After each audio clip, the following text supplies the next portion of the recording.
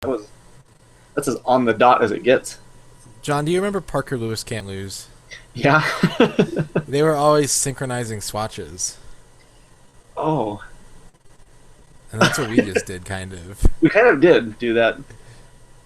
Okay. All right, my video is getting a little bit choppy. I'm gonna close down anything I don't need to have open. That's not true. I'm gonna keep it all open and make the video feed even worse. Yeah, just open more things. I'm gonna start downloading just a whole bunch of movies. Okay. See if Like that helps. like old movies or like currently Yeah, in like theaters? the Bing Crosby anthology. Oh, okay. But I'm gonna do it from somebody who like only has a one seed or whatever. Ooh. Hoo. Okay. Ham. Alright, I'm gonna try hams and see if that shows up in the questions. Ask your audience to submit questions and they will appear below. Audience, submit questions, and then you will appear Q&A. below. Live. I click Q&A live. I have no idea where that goes. I don't either. I don't know how to do anything. Oh my god, I'm watching us live on accident, Yeah, so was I. and I'm turning that off because that's freaking me out. I see you said hams. I did say hams, but it didn't show up in our questions list. Yeah. Maybe it Oh isn't man, I actually did it again. hams. I did hams again. Oh no. I don't think that's a good idea. Well, Yeah. look. Okay. Look. It's an economy. It's an economy-sized Volvo. Economy-sized vulva. Oh. Those are big. Sup. Aaron says sup. So I can actually still see stuff over there. Yeah. Essentially, I we still see have a it in Q&A area. Yeah, so just like type it in the thing and we'll see it. We'll look. Yeah, I'll keep that open. I'll move it over to my other screen so I can see it. Yeah, see, this is what I normally get Yeah. when I click on it, Yeah. and I don't know how to go back to where I can add comments. Yeah. I don't know. Well, we're live anyways, so who cares? Yeah, we're live, and if anybody is watching, besides me, and Aaron, I can see your comments on the Google event page, which is what I linked to, and I don't know where you go to enter in the questions, so that's something that I'm not going to worry about because, whatever. All right, cool. So Cyberzone. Cyberzone. Okay. So welcome back. This is episode 3, season 2, 3, 4. 4. I don't even know how this works anymore. I don't know what's going on. But the Cyberzone is back, like a brand new invention, Yeah. and we're ready to go live from New Mexico in Las Cruces and Albuquerque. Two locations. 2 locations. Yeah, we're double live. That's what's so cool about this is we're teleporting to each other's rooms. Mm-hmm. Yeah. It's cold in your room. It is kind of cold. Not cold enough, but it's kind of cold. Yeah. Yeah. So I mean that's good. Anyway. How was your week off? Oh, it was good. I'm trying to remember exactly what I ended up doing. I think I had friends in from out of town and we went to do things, but I can't remember what we did. I think we went out to dinner and then we actually just went out to dinner, went to another friend's house, watched a movie, had a bunch of friends in from out of town, and they were all just hanging out. We were playing the Jack Pack on Xbox One. Good times. It was in fact a good times. It was Like an episode. the hamburger place? Is that a hamburger place? Yeah, they have them in Denver. They're just called Good Times, and they have like burgers and frozen custard. Okay, so like traditional like Freddy's maybe. If that's a Yeah, Freddy. yeah, Okay. but like Freddy's inside of a Wiener Schnitzel sized building. Oh, that's smaller. Yeah, Speaking of, Wiener Schnitzel's really good. I don't eat there anymore because I got food poisoning from them, and I should have known that I was going to get food poisoning from them because I ordered. No, not just because of the quality of their food, but I witnessed the point at which I received food poisoning before I consumed the food. Like I watch was it pour like weird like chicken blood. Just in Well, your- I was ordering, and I think I got like a chili, like the chili cheese meal, where it's like a chili cheese dog and chili cheese burger and chili cheese fries. Yeah. And the person was taking apart the slices of cheese, and they dropped like the stack of cheese slices on the ground, and I was like, oh, well, they're not gonna use that cheese. Like they'll just they'll throw that one away and go to the next slice. And so I stopped paying attention, but I clearly watched them just take that same piece of cheese and put it on my hot dog. Well. And then I went home and I ate the food, and then I woke up in the middle of the night dying of food poisoning, and now I'm puking dead. everywhere. Yeah. That's truly like caveat emptor. Yeah. You know. Yeah. So I don't eat at Wiener Schnitzel anymore. That sucks because that place is really good, but I can understand. Is there other food like that you've tried in your life, and then something just so bad happened that you couldn't ever again? Yeah, I was gonna mention that, like how we're really unfair to food, where it's like if you have one bad experience, you're just like never again.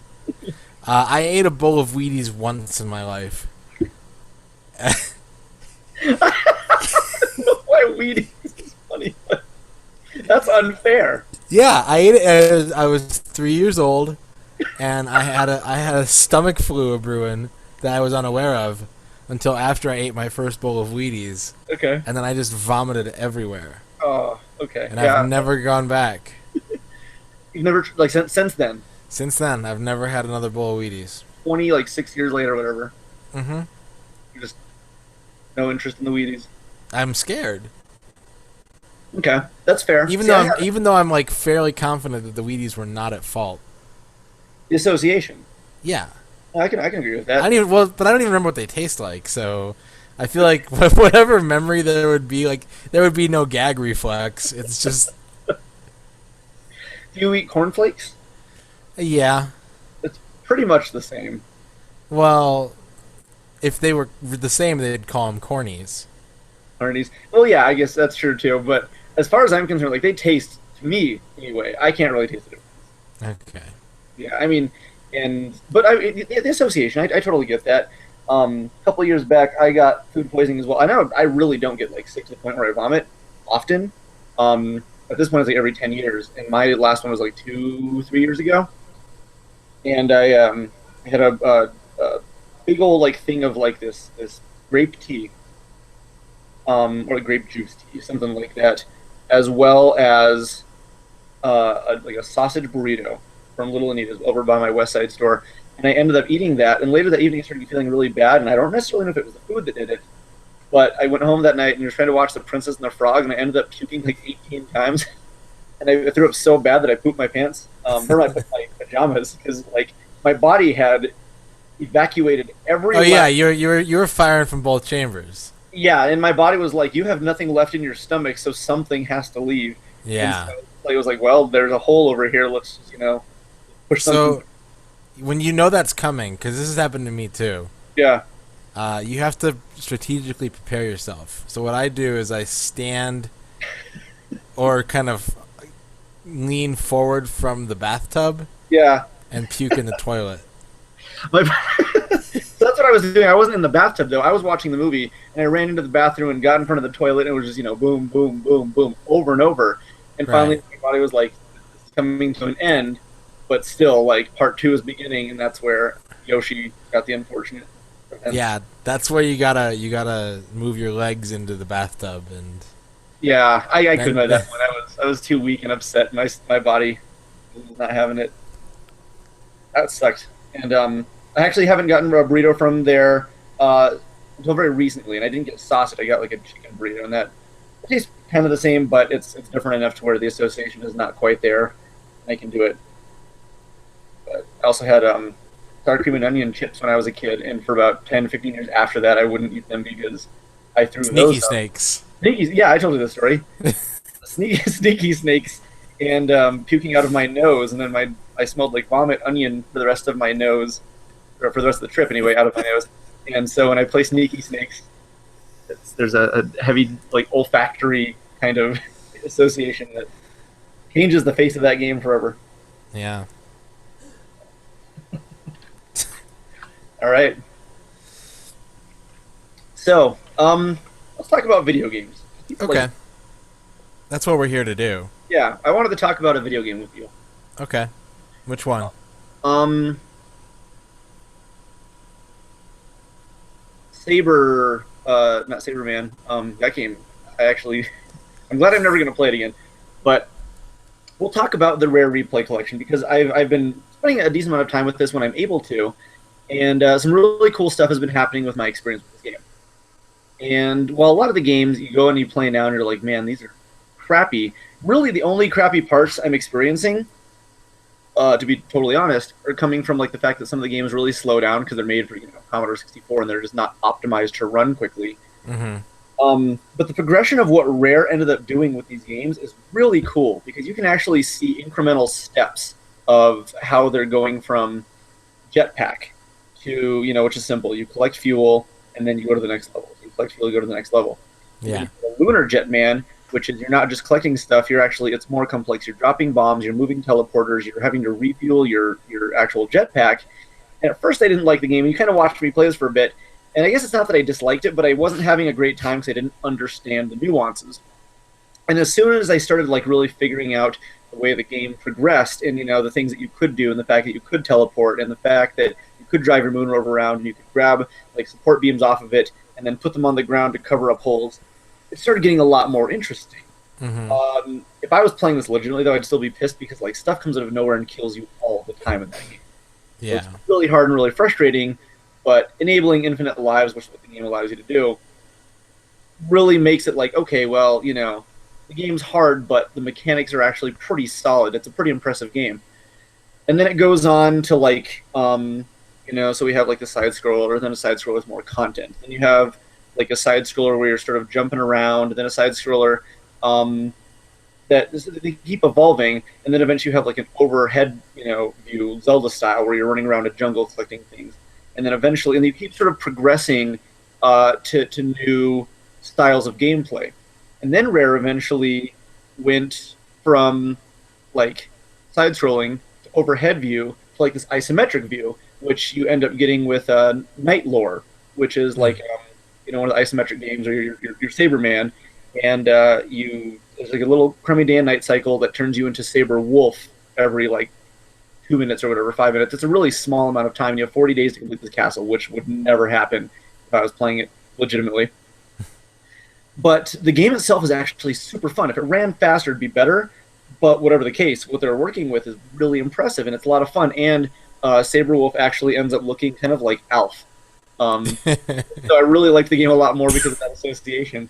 And I'll send you a picture at some point, but it's really funny. But then you go on to this other game, which is called Gunfront, their last Commodore game. And it's also isometric, but the engine is optimized, and it runs a lot faster. And you're going and you're finding bounties to kill these guys. And then the next game is NES, and it goes to Slalom.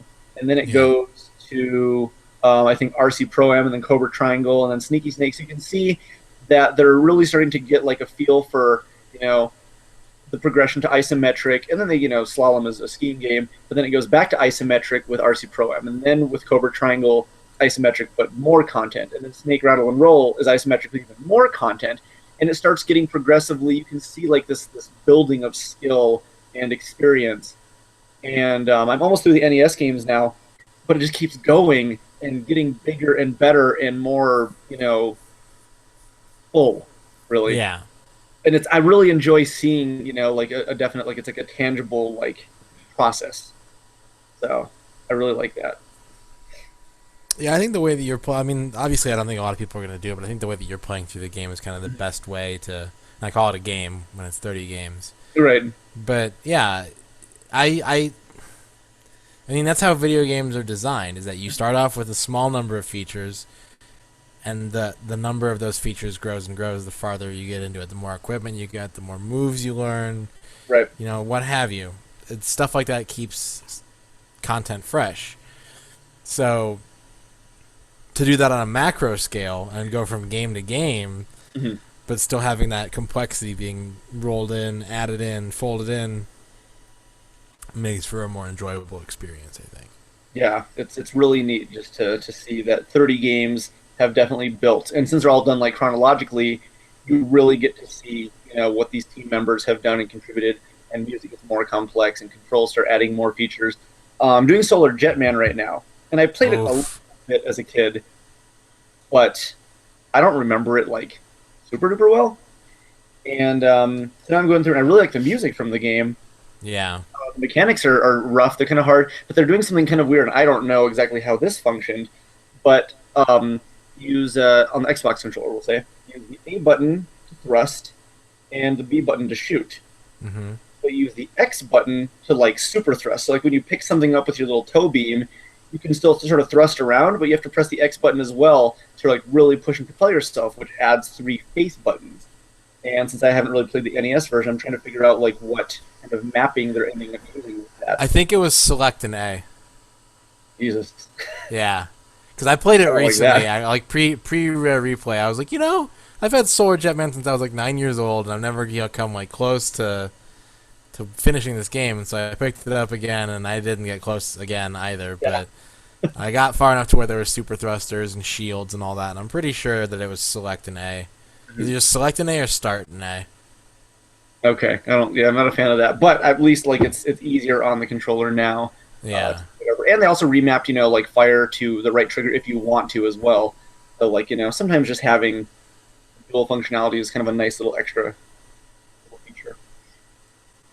I'm surprised that certain games got left off from Rare Replay. I mean, obviously, the layman's like, where's Goldeneye? But and Rare mentioned that they didn't exclude Goldeneye purely for licensing purposes. Yeah.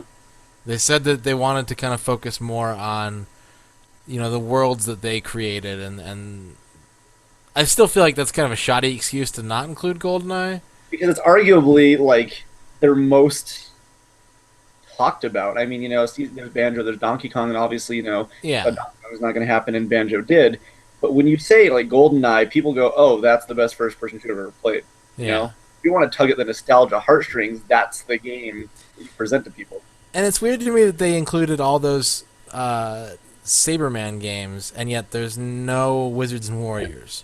When they made like 4 or 5 of those titles, and they're not there. I was super curious about that. I'm actually happy because they don't have to play them. But it is weird that they're not in the collection because I totally expected at least one of them. Yeah. Yeah.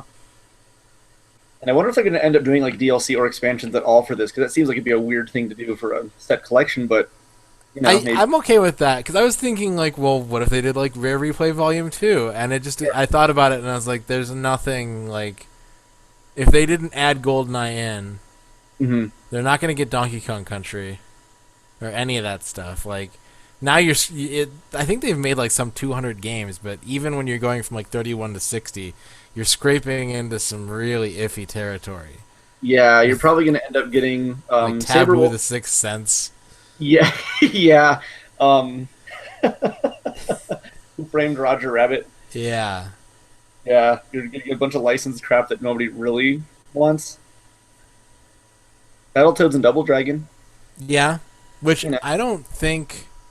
I mean, I'm sure they have some degree of ownership on, but I don't think that was them. I think Trade West has the rights to that. Probably. Or had. I was actually sad that Battle Maniacs wasn't on there. Yeah, I thought that was kind of a strange omission as well. I get why the first Battletoads is on there, and I get why the arcade game is on there because it's not easy to come by. So that's like a cool thing to include. But again, if you're going to include most of the Saberman games, not even all of them, right? If you're going to include, now I'm a fan, but like both RC Pro-Ams. If you're going to include Perfect Dark Zero.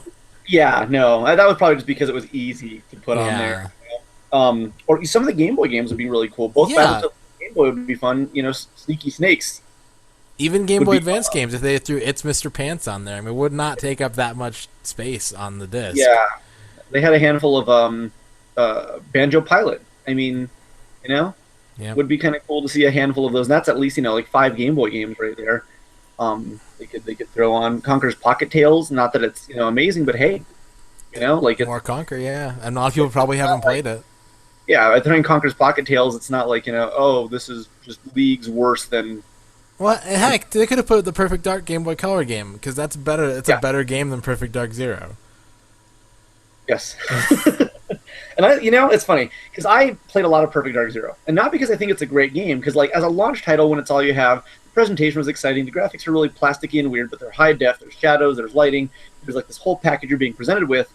But the fact that the game dropped to like $5 not too long after it came out made it so me and a bunch of buddies played it all the time because you can buy this game at GameStop for just a handful of dollars. I'll buy it for you, and we can just play multiplayer all night. And we did. It didn't matter if it was fun or not because we were just launching fly-by-wire rockets all night long at each other. And that was a good time. And then Perfect Dark came out for Xbox Live Arcade, and it was just way better. Yeah. Though I still kind of have a hard time playing it because your reticle moves so actively instead of being centered in the screen, and that really throws me off when I'm trying to play because of what I'm used to now is first-person shooters. Yeah. Speaking of, did you see that Turok 2 is coming to Steam? No. Well. I can't forgive that game. No? No. When David Deemspear. What? David Deemspear, the guy who he was like basically the founder or like the head at Iguana. Oh right, yeah. It's a good game, it really is, but I don't know. I have a really poor attention span for Turok games. The levels are really long. They're so long. They're huge, yeah. And that's something that came to mind. I remember when Turok 2 came out, and I was playing through it with a friend, and we were trying to race to see if we could beat it first. And he told me, Lair of the Blind One, Stage 6 or whatever, was like an hour long. And as a kid, I was like, no, that's so cool. That's such a long level. That's, a huge game. And nowadays, that sucks for me. So what I did, I picked up the Master Chief Collection for Xbox One because Walmart was price matching their own. The game was like $60, but on their website it was listed as $25. I was like, okay, well, I showed them their ad on the phone, and they're like, okay, it's $25. So I bought it, got 4 games for $25, and was like, let's play through Halo sequentially. So I'm playing through them with Michael Graham right now. And have you played Halo 1? Yes. Did you play it all the way through? A long, I would say 11 or 12 years ago. Okay, so like when it came out or shortly after. Yeah, a couple of years after it came out. Okay. This is my first time playing all the way through it. I've played like 3 levels in before, and this, it's like the remastered edition, so it looks really good. I'm very impressed with the way the game looks. You can switch on the fly, of course, and go check out the old graphics. And for their time, they're totally fine. You switch back and forth now, and it's like, ugh, this is really terrible looking, but it's not because it's a bad looking game, it's because it's product of an era, and for its time, it was very impressive. They did a lot of really cool stuff. Right on. First-person shooter, you play with your buddies. Okay. But as I'm playing through this game, we're visiting a lot of areas that are exactly the same as areas we've already visited. Mm-hmm. A lot of similar temples and hallways and big, long bridges. And it's long. And I'm going to be totally honest, I'm having fun because I'm playing through with my buddy. That game is so goddamn boring. Yeah. I don't care about the story in any way. Nothing is interesting to me. And I've visited the same circular room to go to another hallway, to go to another bridge, so many times during the course of this one level that was the same as a level 5 levels ago. And I'm just like, man. And I know Halo 2, 3, and 4 are better, so I'm not. Well, I have the same issue with every Halo game, and that is that the environments feel really, really sterile. Yeah. There's no dirt on anything. Yeah, just every spaceship that lands is just bathing in peroxide as it's landing. So, yeah.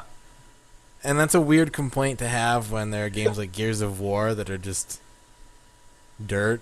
Yeah, everybody's just covered in just soot. Yeah, but I don't know. It's always bugged me.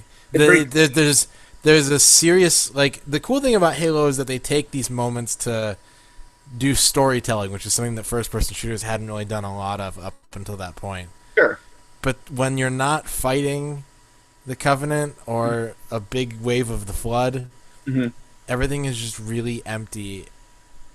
Everything around you is just really, really empty. Yeah, that's true. And, we can chalk a lot of that to limitations for them not wanting to put tons of extra stuff in environments, but it definitely does make for an experience that, you look at it now, especially, you go, huh, It's not exciting to look at, you know. Mhm. The anniversary edition is very impressive. They really did spruce it up. I mean, like the textures, they had tons of grass, lighting effects, and I mean, it does look really good. Yeah. You know, I'm very impressed with what they did for the remaster.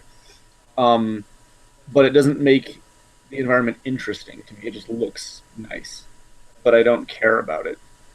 You know, and again, I think I'm having a good time. I am having a fun time. I just don't think like nothing about this game makes me think, oh, I have to play this. The reason I'm playing through it is because like I kind of just want to get to the next Halo. Yeah. And as we're sitting here playing Halo, like I'm downloading the Mega Man Legacy Collection in the background. I just keep thinking, I want to get to the end of this level so we can save, so I can play Mega Man 1. But, you know, no, I'm having a fun time, and it's good to actually go through the whole series and say, yeah, I did it. I'm having a, you know, and getting the full experience because I think the story is interesting. And what did rope me in, not the first game story. The first game story is fine, but it's not super stimulating. What roped me in was what Michael Radon showed me. Not Radon. Oh, whoa, that's you. I showed you. You showed me this. Graham showed me like a Halo movie on Netflix. Before Dawn. Oh, Forward Unto Dawn, yeah. Yeah. And I watched it and I was like, you know what, this is actually really well done. And I was pretty impressed with it. I don't know anything about the Halo story, so I'm not gonna pretend that like, you know, like anything that's happening is just like, oh yeah, they totally nailed that. But it interested me enough to say, okay, well, let's play through the Halo series. That sounds cool. And I was pretty into the story. And Graham's the kind of guy who sells me on stuff. Really, you know, he said, "Hey, trust me, watch the Fast and the Furious." And I was like, I don't know. Then I watched them all. I was like, "Holy crap! Okay, I love these movies," and I didn't expect it. He sold me on, you know, several TV shows, a whole bunch of different stuff. And then when he's like, "Hey, here, check out the Halo movie," all right, watch the Halo movie, and I was like, "Okay, I'm interested enough to actually do this." And I have no doubt that the overarching story of like all the games is going to be kind of cool, and it does make me interested for whatever plot twist is going to happen with Halo 5. Yeah. But currently with Halo 1, I feel not invested in anything. Like a couple things are happening, and it's just like, you know, the storytelling will get better, and I'm not worried about that. But Yeah. they're just going through the motions currently. Well, hopefully you're just on a big compilation binge right now. Yeah, no, that's true. The 3 games I'm in the middle of are just collections of older games. That's all I'm doing right now. Is the Legacy Collection, which you saw a little bit of the other night. I was doing some challenges. I did, yeah. Okay. Yeah. And the challenge mode is great. It looks fun. Yeah, I feel like I was slightly misled, and I don't know if they actually projected this or not, but there's no like time attack for like the actual Mega Man games, just the challenges. And I did want there to be individual time attacks for like each level as well as the game. Yeah. I noticed that as well, and that seemed kind of odd. It seems like something that would be easy enough to patch in, but it's also not a given that they will.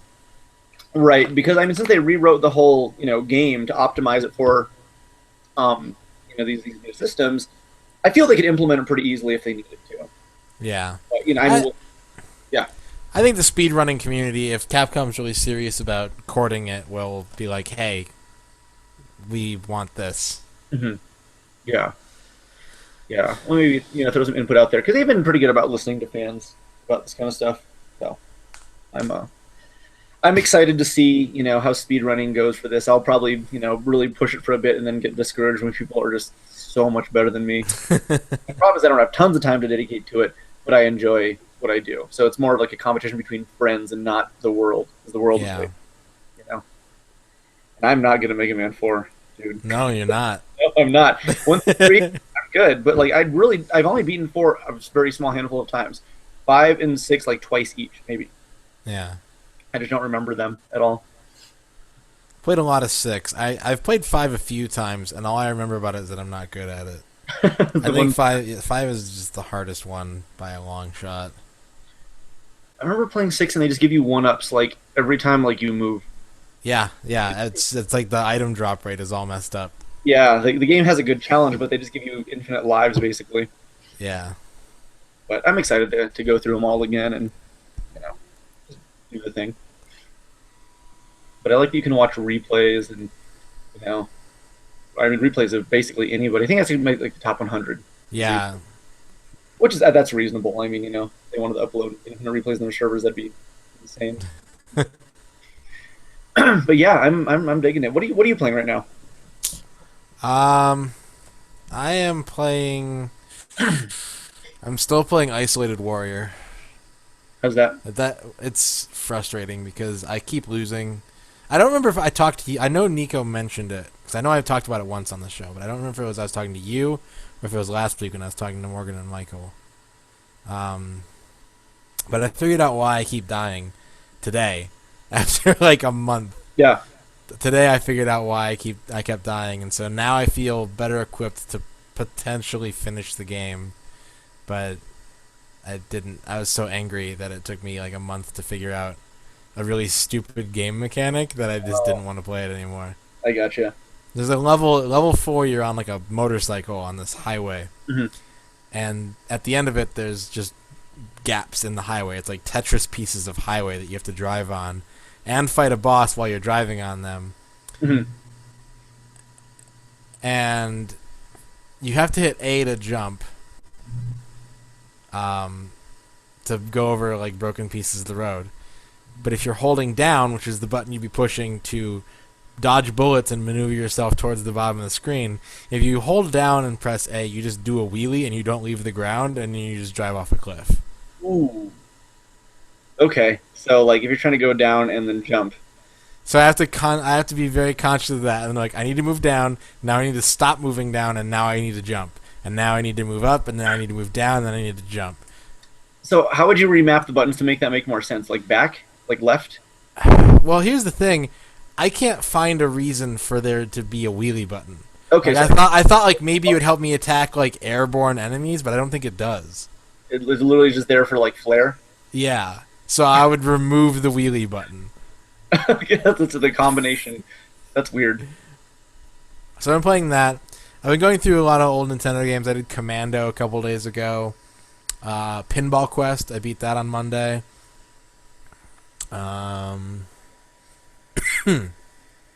Something else. And then I've been playing some PC games too. I've been playing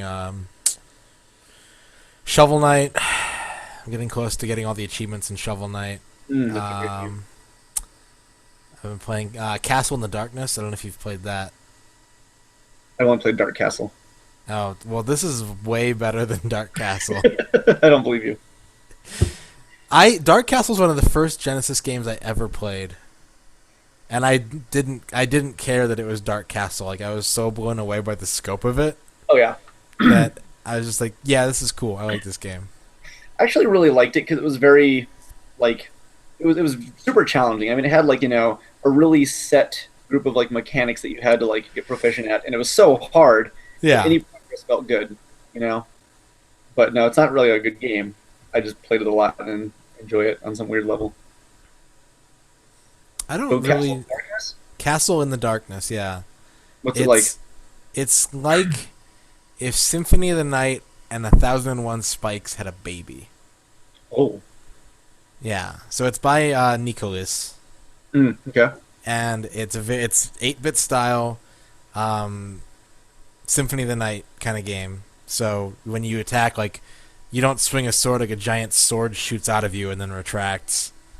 That's kind of cool. And there's save points and there's relics that give you new abilities, like being able to have traction on ice and I assume there's a double jump because there's a lot of things that I can't.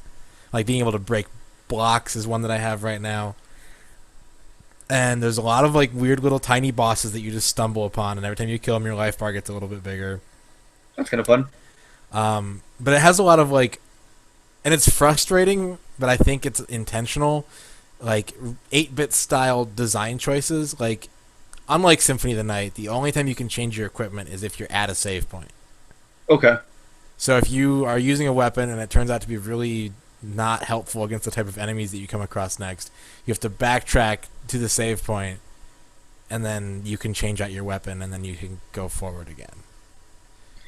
It Okay. keeps track of how many times you die, and I've been unlocking things based on my number of deaths. There have been a couple of things that's like, you died 25 times, here's a new thing. That's kind of cool. I actually really like it when a game like rewards you for just longevity. Yeah. That's kind of fun. So it's really good so far. There's a ton of references to Mario 2, Mario 3, Castlevania 2 and 3. I found an 8 Eyes reference, Ghosts and Goblins, like just tons of throwbacks to those classic platformers. Okay, I might have to check that out. At some The point. music, To a console or something. the music is really good, but it's a little repetitive so far. Like it lasts too long. Okay. Like it's a really good song, and then you go to the next part of the castle, and it's still playing that song, and you go through like 3 phases, and then the song changes. And I just wish it would have changed more quickly. But other than that, like the music is really good too. It's challenging. It's fun. The controls make sense. I'm enjoying it so far. Okay. Castle in the Darkness. Yeah, I might have to check that out. If they put it like on the 3DS or something, I think it'd be. I feel like I'm gonna look it up right now, but I feel like that it can't just be on Steam. Maybe announce it for something else, or that it's in the works, because they seem like they work really well with Nintendo systems, so that might end up coming at some point. Yeah. Did you hear recently? There's a talk going around that Shovel Knight may be announced for Smash Brothers. Ooh. Yeah, which I would love. It's funny because he's not a legacy character. He only came out a couple of years ago, 2 years ago, maybe last year. Yeah, but he feels at home to me. Playing that game instigated the memories of classic NES so distinctly that I would have zero qualms with Shovel Knight being in this game. Yeah, that sounds really good. I would play the Shovel Knight. Apparently, Castle in the Darkness is currently PC only. Okay. It says if there's a demand for other platforms, they'll consider it. Also, it is designed by Matt Capp, who worked on The Binding of Isaac Rebirth and 1001 Spikes, among other things. Okay, and those, I mean, again, Nicholas seems to like really have a penchant for doing console ports of a lot of their stuff, and might end up bringing that to one of the consoles or the handhelds. And I just, it sounds like a good handheld experience to me. Yeah, it would be a very good 3DS download title. It's only $6. It's not super graphically intensive or processor intensive. Right. So, but yeah, it's weird that it's Steam only. It's been out for 6 months now. It came out in February of this year. Okay. So I don't know if they just didn't have a lot of sales or what. Huh. I'll have to check it out. So I actually hadn't even heard of it. So. Well, you do have access to my Steam library still. You should. Oh, well, I haven't been on the computer that has Steam on it in a really long time. Yeah, I haven't actually played a whole lot, like, super recently. Yeah. And so the Rare Replay Collection, when I get a chance, Master Chief Collection, I've only played twice, because it was, like, that was over, like, 2 weeks on separate days. And then Mega Man for a little bit the other night. So, yeah, we're making, like, good headway with the stores right now, and that's going to be eating up a lot more of my time as we approach October. Yeah. So, I wanted to talk with you about Canada. I like Canada. You do like Canada. Yeah, I'm a big fan of Canada. Things that I know about you, and it's that you like Canada. You sent me a music video years and years ago, like with these dudes like rapping around Canada, like not like putting like right. but, like they were rapping and like traversing across various locations. Yeah. So, have you been to Canada? I have. Did you like it? I do. What did you like about it? Weird flavored potato chips. like the weird like Lay's contest that they do here? Well, sort of, but they're permanent. Like Canada loves ketchup flavored chips. Ooh, I would love Canada then. Yeah. That's like their number one like chip flavor, I think, is ketchup. Their number one export. Yeah. Their milk comes in bags. Wait. Hold on. Yeah. Like a grocery bag? No, like like if you had like a box of wine, you open up it's got the little spigot on it, but you open it up and there's like a plastic bladder of, and the reason for that is that it doesn't freeze as easily. In a bag? So when it gets in a bag because it's more fluid, it can wobble around and break up. Okay. So when it's cold out, your milk would freeze, and so they bag it instead of putting it in a carton. This leads me to a very important question. Okay. Do you think a pregnant mom could be walking around? Do you know where I'm going with this? I'm pretty sure I know where you're going with this. And just her boobs could freeze filled with milk or is the body too warm? I think the body is. I think she would freeze first, but I think if a pregnant or a woman who had recently given birth like froze to death, then yeah, she would just have Milk frozen. Yeah. solid. Yep. She would Or she would freeze standing up, and then she would topple forward because of the frozen mass. Frozen milk would Yeah. take her out. She'd shatter. Yeah, she'd shatter. Like a T1000. Yep. I think there'd just be milk everywhere, and then the milk would warm up, and it would come back together. And make a baby. That's how the baby is born. How Canadian babies are born. Yeah. Okay. It's like what are those creatures that die when they give birth? Ghoulies. Goonies. Goonies never to say die. Well, they don't say it, but they They whenever just die all the time, yeah. they just die over and over. Whenever Yeah. Andy dies, when that what's the dude's name? Troy. Yeah. You don't get to see it, but like he kills her in the woods, and then she just comes back and then makes out with Brand. Well, no, she makes out with Sean Astin, Mikey, thinking that it's Brand. Yeah. And then she dies on the way down, like the tube into the. You know, if the Goonies had been like a horror movie, who would die first? Chunk or Data? Chunk.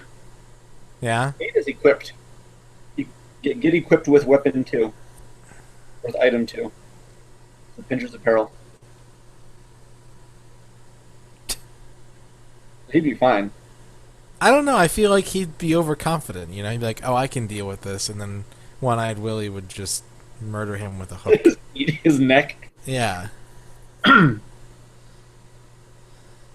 Okay. Do you think? Well, so what? Okay, what makes Chunk more? Here's my only reasoning for Chunk, right? Okay. He has a lot more screen time.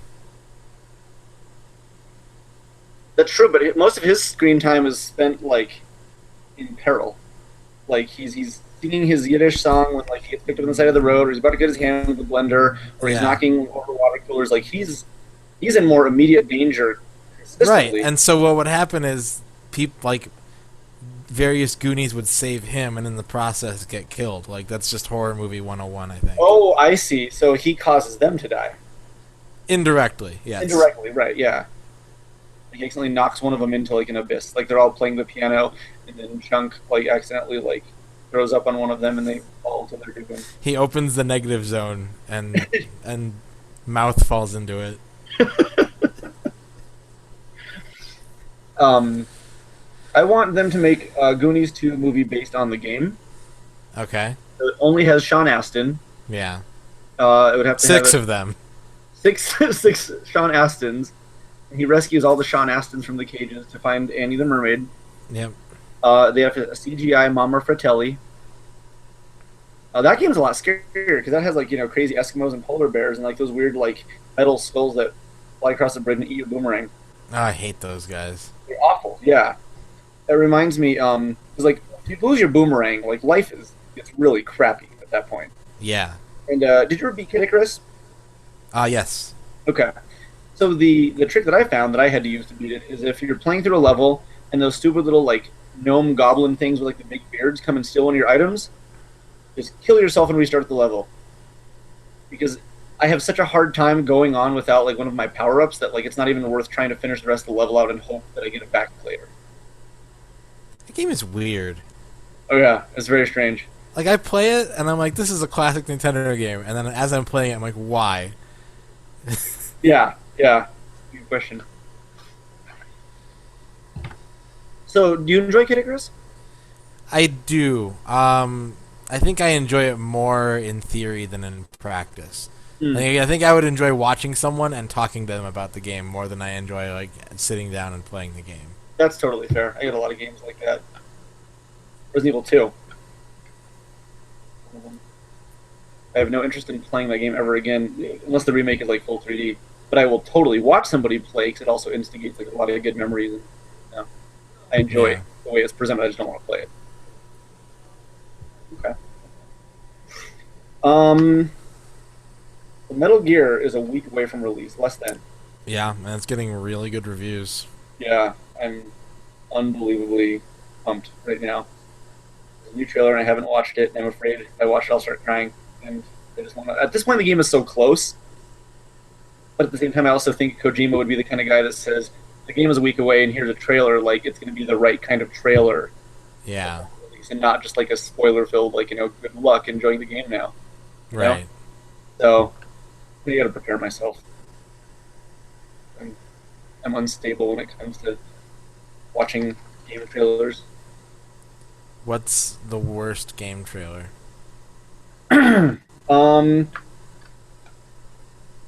Well, because even CGI only trailers that don't have gameplay can sometimes like really excite me. But I'm trying to think of like the worst game trailer I've ever seen. Old Crash Bandicoot commercials. Yeah. I consider those mini trailers. Stands outside of a building and screams into a megaphone. Yeah, Crash Bandicoot is not likable. I think that's the big issue with him. Yeah. Yeah, I don't think he's a character that I want to play as. Like, if I have to, fine, but Right. Like, if they put him in Smash Brothers, I'm not going to pick him. No. I have no reason to play as Crash Bandicoot. Not likable to me. So, I'm writing up my Batman review for the website right now, and I'm approaching it from the angle of game, because my Batman knowledge is very limited. And so that brings... and I like Batman as a character. But if he were a character that I hated, would I enjoy this game as much? Because presentation does absolutely have to play a role in what I'm doing when I'm investing myself into this. A likable character is very important, and in a lot of my favorite games... So your volume just went off for a quick second. But Yeah, I muted myself. I had a cough. Oh, okay. I got you. Well, that's respectful of you. Oh, thank you. Can you play through a game that has a character that you just don't like? Can you play through a game, and not like in the way that like Crash Bandicoot is presented, but presented in a way that like you're playing a character that's purposely terrible, like a bad guy or like an anti-hero that doesn't like it's supposed to be like a shitty character? It really depends. Like, there are certain characters that I just don't want to win, right? Mm-hmm. And so that can be difficult. If it's like, wow, like I don't appreciate my motive, like I don't want to do this. Mm-hmm. And I can't think of like examples that aren't extremely like violent and grotesque. You know, like Manhunt. Manhunt doesn't feel good to play. Yeah. It really doesn't, because you're just like, I'm cutting people's like throats with piano wire because. Yeah. Like you're playing as like a shitty guy who's killing people in awful ways. Yeah. But I do like games that have like really stupid characters, like that are just, and that's subjective too. Like there are certain characters that are so silly that you just want to laugh at them. Name And some. then, Some of the characters. like what's his face from Dudes with Attitude, Duke, or Bad Street Brawler. Bad Street Brawler is what I'm thinking of. Yeah. Bad Street Brawler. Dudes with Attitude, I guess it has a lot of little characters, like just shitty smiley faces, though, right? I think so, yeah. Okay. Bad Street Brawler, Like, okay. Yeah, that's what I meant, was Bad Street Brawler. That's fair. Or like TNC Surf Designs. Like I feel, as a kid, I always felt that every single one of those characters smelled really bad. Just like by the way they're drawn and their hobbies and their lifestyle. You think the Thrilla, you think he smelled bad? I think he smelled, well, I don't think gorillas smell good to begin with. Oh, he's at the beach. Now he has like a nice like hat with like a little like visor thing coming off the side, and he's got sunglasses and like shorts. But he has to have like some level of like, I've got to make my appearance. Okay, best case scenario, he reeks of like patchouli and bong water. That's true. He probably just smells like a stoner. Yeah. Okay. But do you think the cat smelled bad too? I think the cat smells really bad. And here's the thing about both of them, right? Assuming that Thrilla is a stoner, like stoners smell bad. You're right. Now imagine a stoner with like head to toe fur. It's just gonna lock in. That would be very yeah, and okay, that's true. That's true. But he's also like getting like smashed into the waves all day long. Do you think that So then he's gonna smell like really gross seawater and like kelp. Water and skunk. Yeah. That sounds pretty bad. What do you think the cat smells like? Cat pee. Just urine soaked. Yeah, I think he's just trying to spray, but he's wearing pants, so it's Okay. just contained and getting matted down in his fur.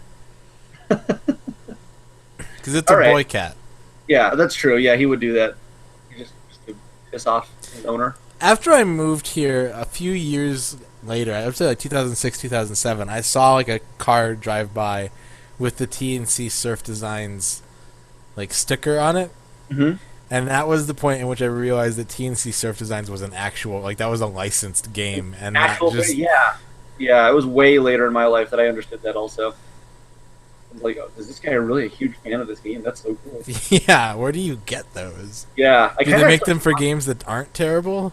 Yeah, I want the TNC Surf Designs logo and like a decal of Thrilla Gorilla next to it. You can probably get that. Oh, that's probably that's true. I could make one. I mean, Yeah. get the means. Okay, so then we have like the Tiki Mask dude and like the cool beach bum. That Yeah. did sport events.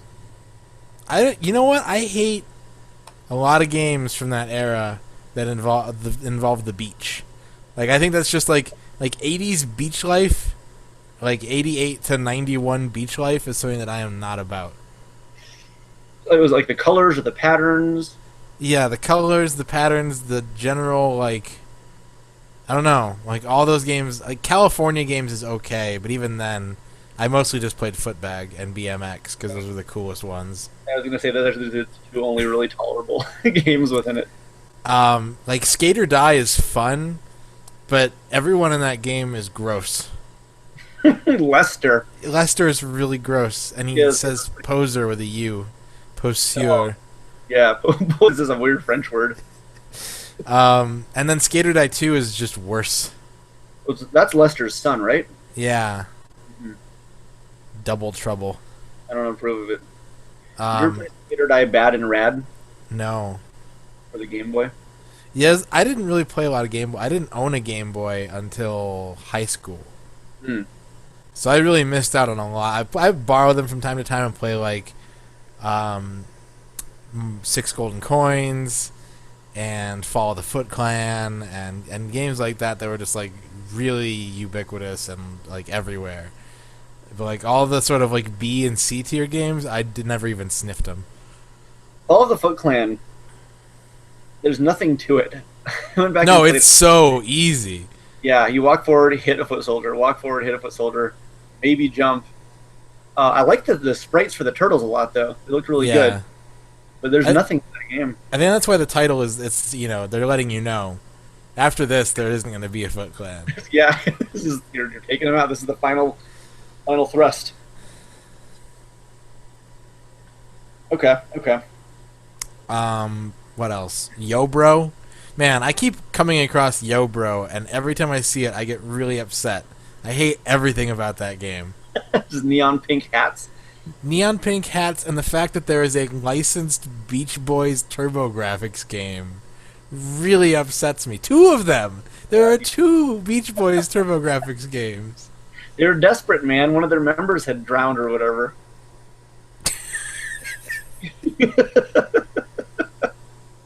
It was the only way they could make ends meet. The only way they could save him, he was drowning in the ocean, and they're like, quick, Turbo Technologies, can we make 2 really bad games about a skateboarding bear to save our bassist's life?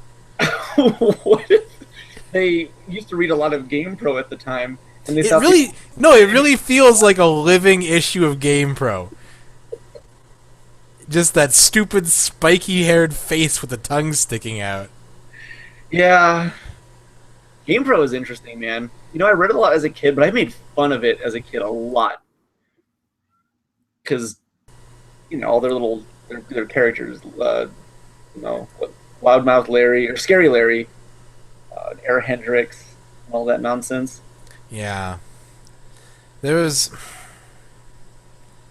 not a good time to be like someone who played video games and someone who was trying to be cool. The combination did not yet exist. Yeah. No. Now, the closest you could become would be Lucas Parton from The Wizard. Right, and look at where he is now, so. Yeah, he touched a pee-pee. that it wasn't supposed to. And off limits PP. It's yeah.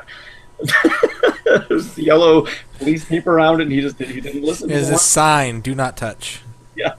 And you know what happened? He just went and did it. Okay.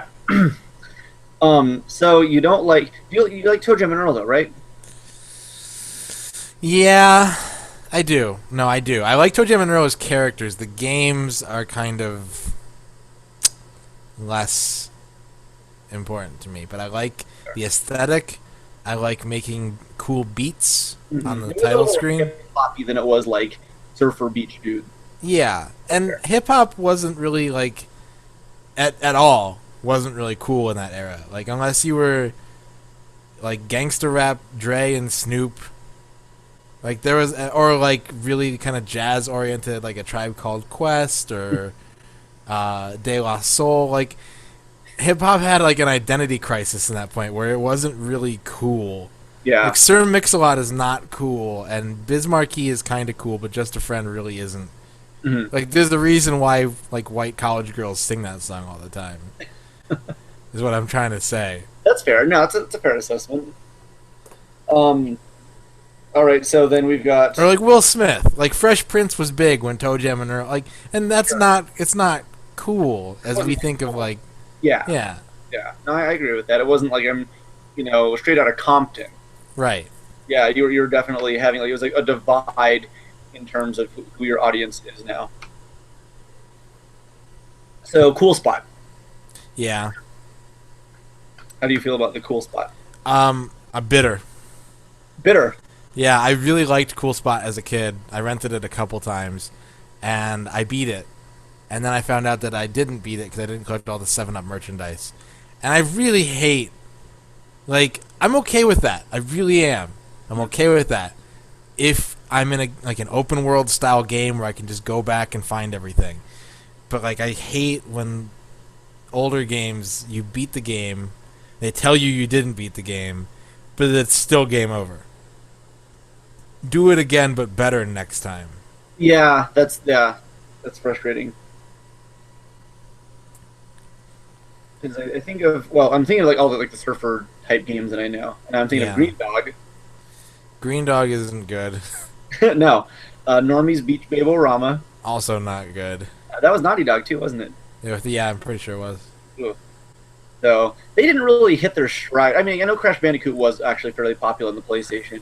The Mario killer that everybody, really. I remember it was like, well, if Mario was stuck in like a ditch, I guess the Mario 64 killer.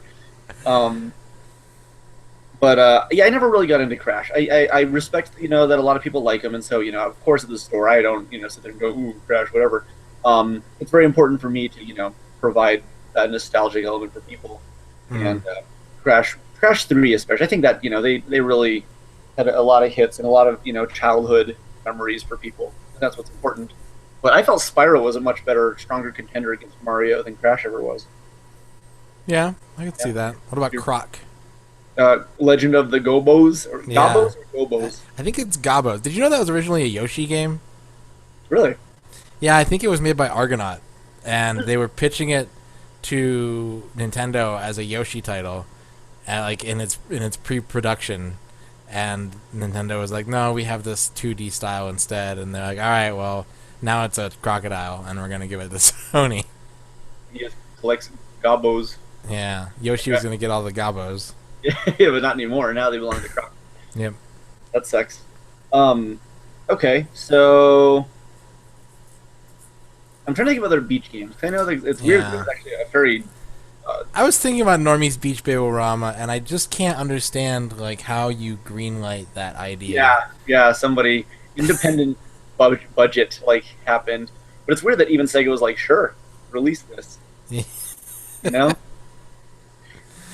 The A-OK from us. Like, I understand how, like, Eek the Cat and Spunky's Dangerous Day are both terrible games because they didn't have to be good. Yeah, that's true. Licensing was just like, put the name on and you're fine. Yeah, someone will buy it. Yeah, I rented it. Yeah. Wasn't Eek the Cat kind of like, it was Is that like one where like the grandmas are like just sort of walking around back and forth, almost like kind of like Lemmings and Lost Vikings in one? Mm-hmm. Yeah. And it was actually just a reskin of an English game that I think was originally designed as like a marketing tool for Comic Relief, like the charity.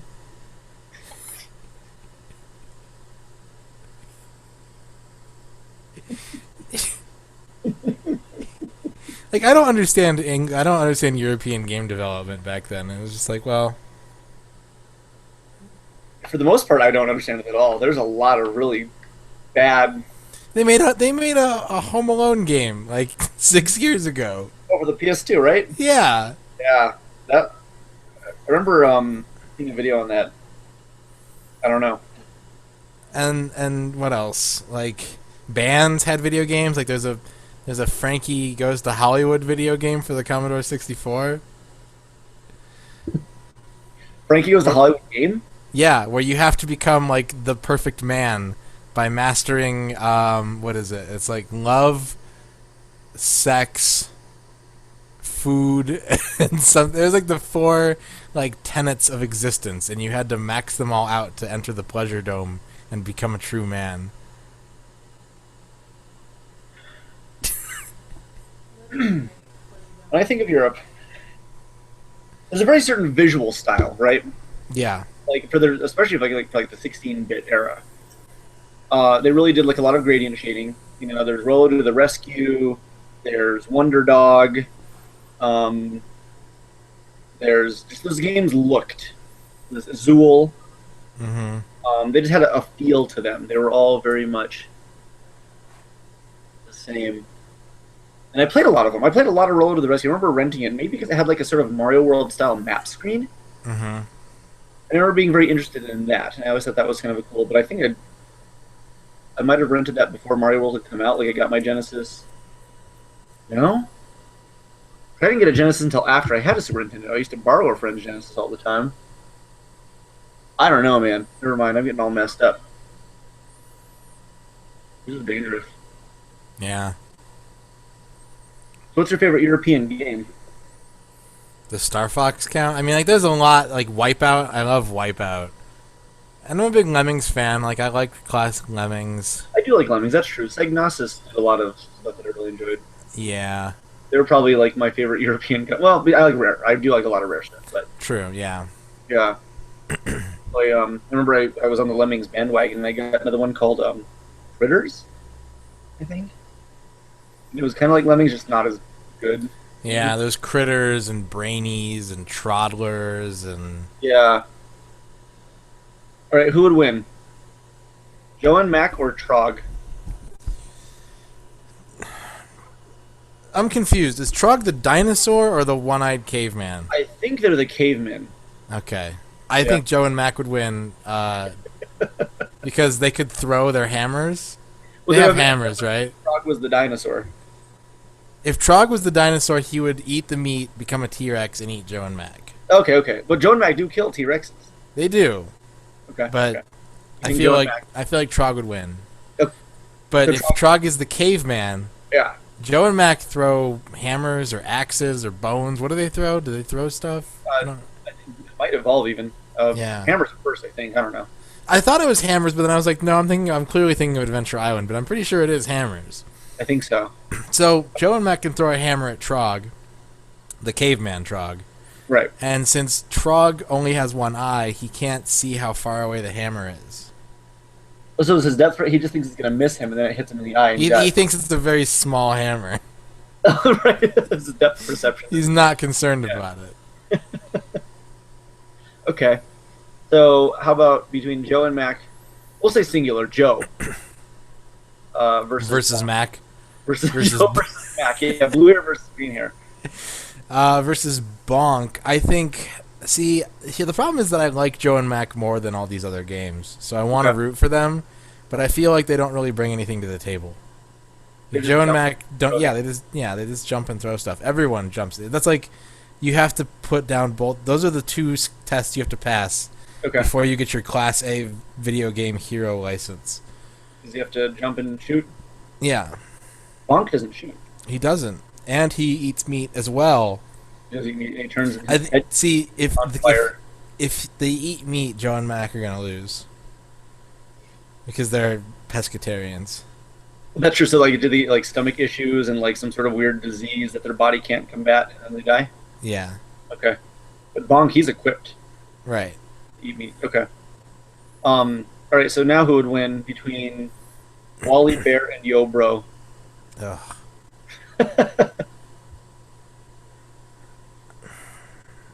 I want to say Wally Bear because Yo Bro would be high, but I don't think people who listen to the Beach Boys do drugs. Yeah, it's like they might be like they have like a wine cooler. Yeah, they're like they're really relaxed, but they're not. But it's not because of narcotics. They're Okay, just, that's true. they're just having like a green tea, and maybe they'll like smoke hookah. But, Okay, yeah. So like really low grade, kind of like yeah. All right. So I'd say Wally Bear Wally Bear, he's totally drug free. because the No Gang is better than the Yo Bro Gang. Is there a gang? That's I don't true. know. I don't know much about the Yo Bro gang. He fights like giant man-eating plants, and I don't get it. You just listen to "I Get Around" on the TurboGrafx FM chip, and shoot man-eating plants on your skateboard. That's true. I hate it. Why does it exist? I don't know. I'm looking around my room currently, and actually just happened to spot something very special. It is a deck, a very large deck of triple triad cards, Mm-hmm. and I downloaded the triple triad game for the phone. Yeah. It launches through the Square Portal app, which I guess has like a lot of other stuff on it, but I haven't touched that. And that made me think: have you played the new update for Final Fantasy? What's the one that we were really into? Record Keeper? Record Keeper, right. Have you played the new update on that? Not really. Like, I've been logging in to do the contest stuff, but the contest stuff is all just like the very first things that you have to do in the game. Oh, So okay. I don't think I've been playing the update. Okay. Or do you mean like with the whole like summoning like different characters in and? Because like I thought they opened up some new worlds in Record Keeper recently, and I just haven't touched it like since probably we played months ago. I get notifications like this character is now available, and I'm like, cool. But then I go in and it's like, well, I still have to beat these Final Fantasy VI levels, of which there are just like 9,000 of them. Yeah, I still do all the. I haven't played for a bit, but actually, I still really like that. I should pick it up again. Yeah, I enjoy it. It's probably like one of my go-to tablet games. Like if I'm just like, I want to play something on my tablet. Like, if I'm lying in bed and I can't sleep, I'll turn it on and just hit auto battle and Yeah, listen to some Final Fantasy music. Like it's yeah, why not. not too bad. Did you end up picking up the Portal app to play Triple Triad? Not yet. Are you a Triple Triad fan? Big Triple Triad fan. Okay, me too. And playing this again, have you sort of seen like how it's presented? Yeah. So you get to start, with fight Warrior of Light for Final Fantasy 1, and then you fight Furion, for level 2, and then you fight an Onion Knight, and then you fight Diesel or somebody, I can't remember, and then like Bartz, and you keep going through. But I think that, like, what I'm most addicted to is I like playing the game. Mm-hmm. And I'm not really concerned about like playing to win, but I want to win because when you win, you get a card, and you can separate your collection into like a series of cards, and so you can be like, there's 12 Final Fantasy 1 cards, and 30 Final Fantasy 2 cards, and 15 Final Fantasy 3, and so I want to actually have like a full collection of digital cards, and that's all I can think about. Yeah.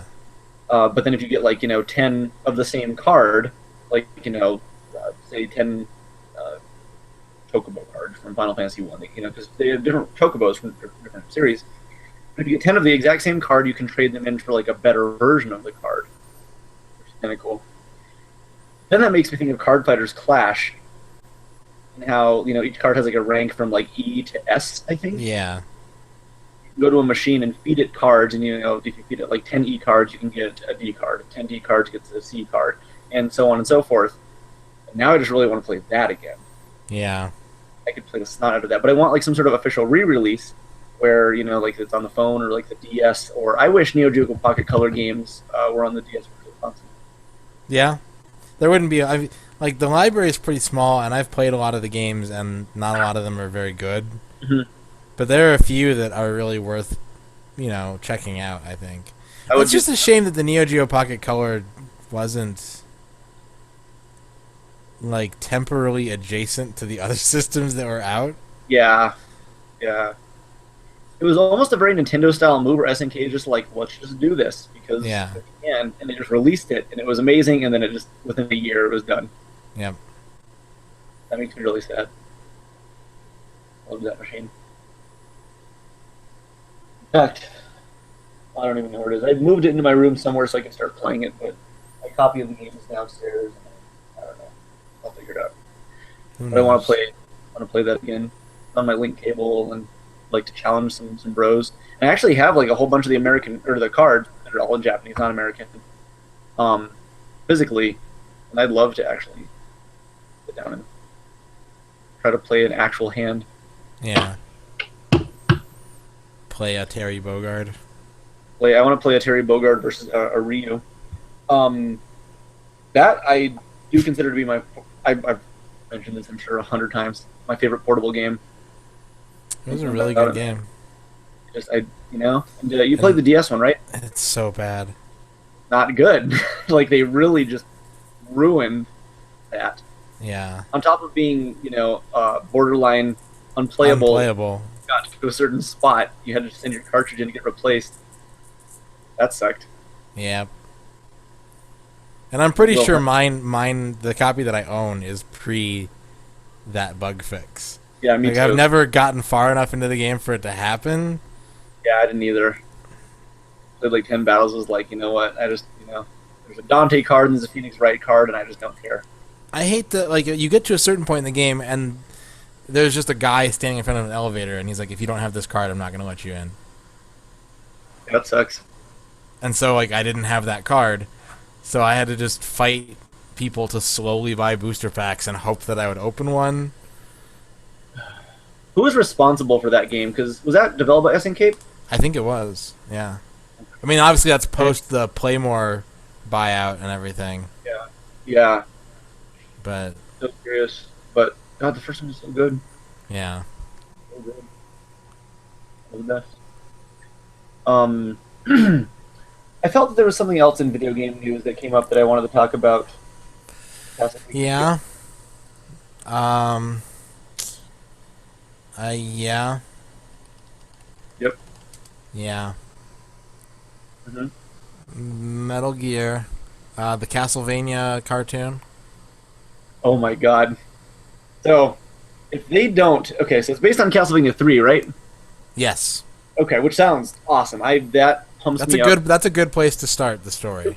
Yeah, because I mean, it's very much origin. I mean, I guess like there's games that do further back origin, but Trevor Belmont being the predecessor to Simon Belmont, I think could really lead them into like a really cool story arc. But I like the idea of it having, the Alucard, Sypha, and Grant.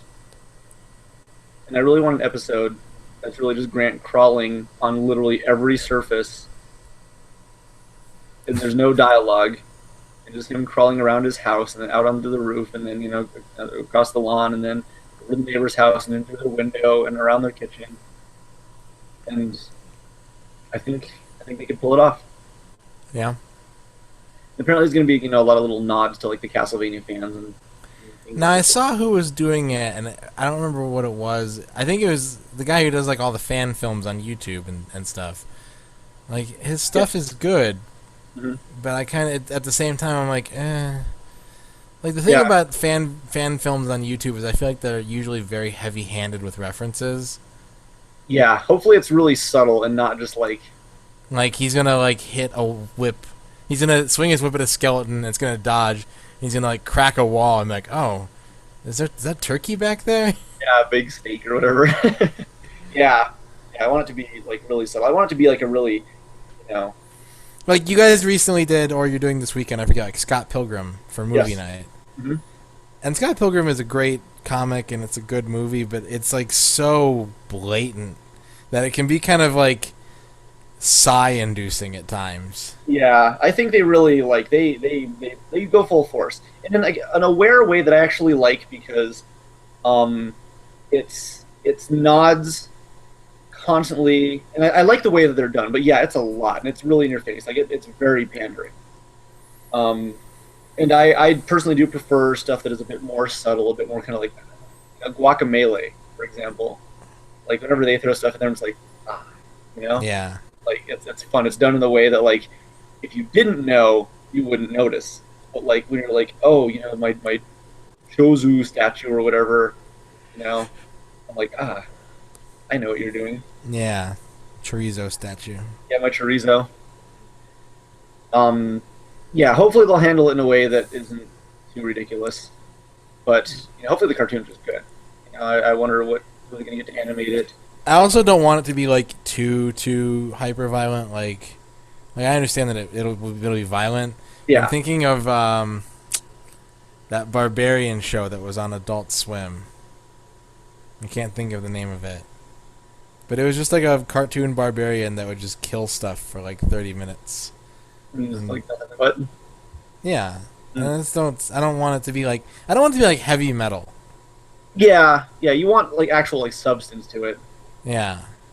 Animation showcase like Odysseys are neat in their own right, but Castlevania has the potential to be a really cool, like fully presented entity. Yeah. Who's your favorite Belmont? Probably Trevor. Probably Reinhard Schneider. Yeah, I was gonna say the same thing.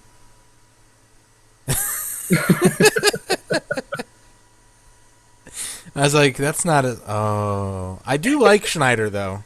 Like, I think Castlevania 64 is a fine game. I had a lot of fun playing it when it first came out.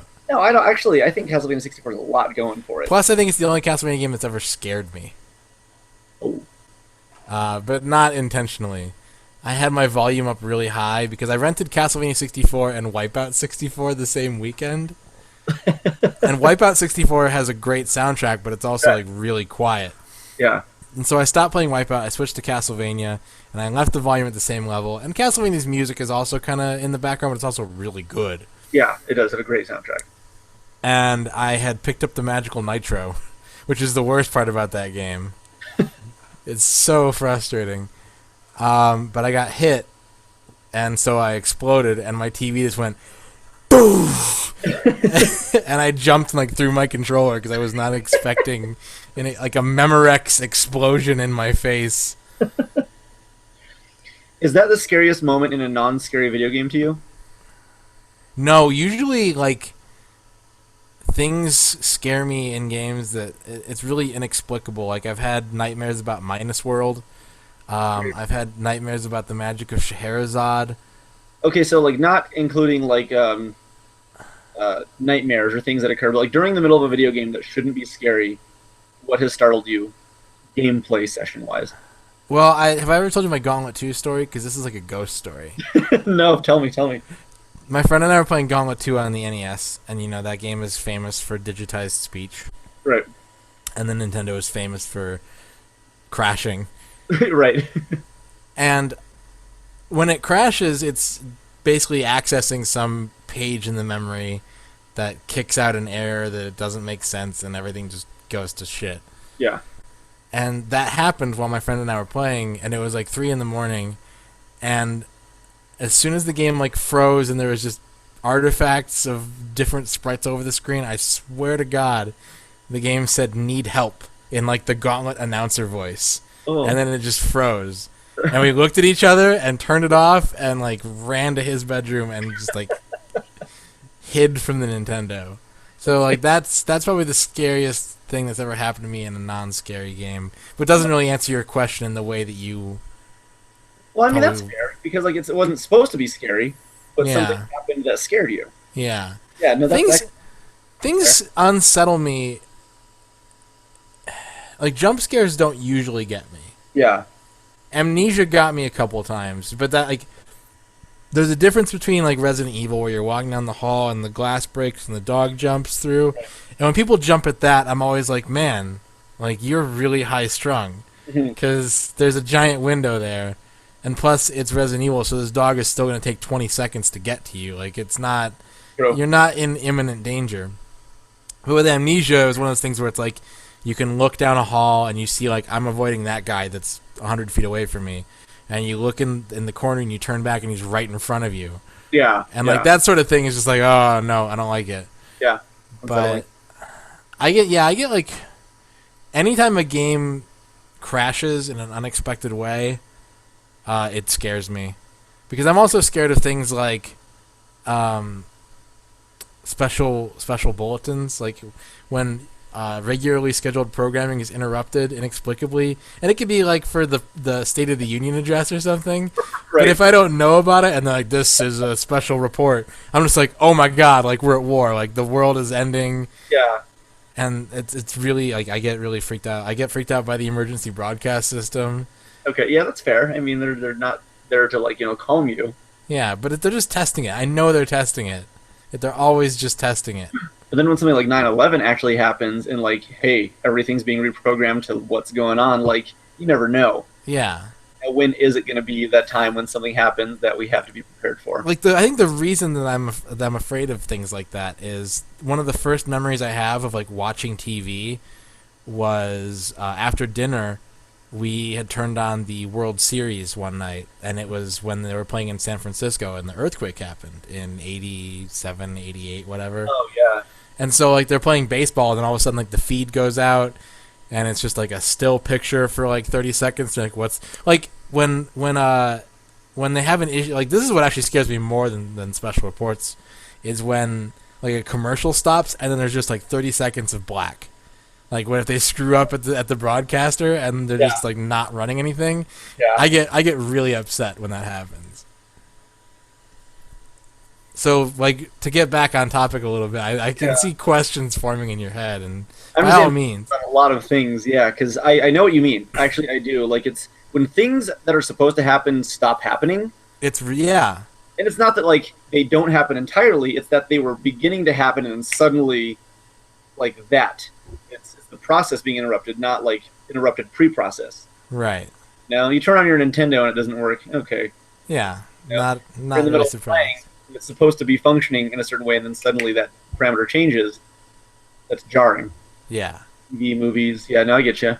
Or, like, I'm being, like, in the middle of, like, a movie at the movie theater, and phones now, like, have, like, this auto alert where it's like, warning, flash floods in the area, and everybody in the theaters, phones will start vibrating, because, like, it has to make the noise, and it has to, like, do it. It's like an automatic, you can't override this kind of thing. And that always makes me upset because, like, what if you did look down and it was like, the White House is under attack or something? Right. Terrifying. I mean, even if it was as simple as if you're in a movie theater and you're watching a movie and then all of a sudden the picture goes out and the house lights come on. Oh, I wouldn't like that at all. No. Yeah, I'm not into that. Okay. I'm trying to think if there's any video game moments. I can think of one, which is what instigated this. I don't know if I told you about this one during Echo the Dolphin. Uh-huh. That game had a moment that freaked the shit out of me. It wasn't, like, scary, but it made me feel so upset I had to stop playing. I rented the game when I was a kid. I never beat the game because it's impossible. But I was playing through, like, some sort of icy glacier level, and already being underwater in video games makes me feel uneasy because, like, it's upsetting. Water is kind of scary. You're very limited. When you're the dolphin, okay, you can swim a bit faster, but also you're still there to watch out for jellyfish or spikes or whatever it is. But Echo would do something where, like, as you get deeper and deeper, the background would get darker and darker and darker, to signify that you're going deeper into the water, right? Mm-hmm. Then we're going deep into, like, this glacial, labyrinth, and getting down to, like, the very bottom at some point, and I swam left, and I was supposed to, because I was supposed to meet up with a blue whale. And the moment I got on the screen with the blue whale, I wasn't expecting it, and it's like 80 times bigger than I was, and it scared the shit out of me because it's already dark and icy, and I feel claustrophobic, and suddenly there's something that's 100 times my size. Yeah. And it made me feel so shitty, and I had to put it down. I had to stop playing. Yeah. Yeah, I'm trying to, like, think of things that make me feel... I get teary at a lot of really inappropriate times in games, Oh yeah. like credits. I don't know what it is. I'm like I have a tendency to cry whenever credits are rolling in anything. Cool about it though. I mean, because it's like this labor of love is concluded, and you get to see everybody who put their heart and soul into it, or people who hated their jobs and were doing it only because they had to. But Yeah. there's something special about credit sequence. But like, I am the wind. Yeah, that's the different kind. It's like a sunset cry. It's a beautiful song. Yeah. Okay. What's the first video game that ever made you cry?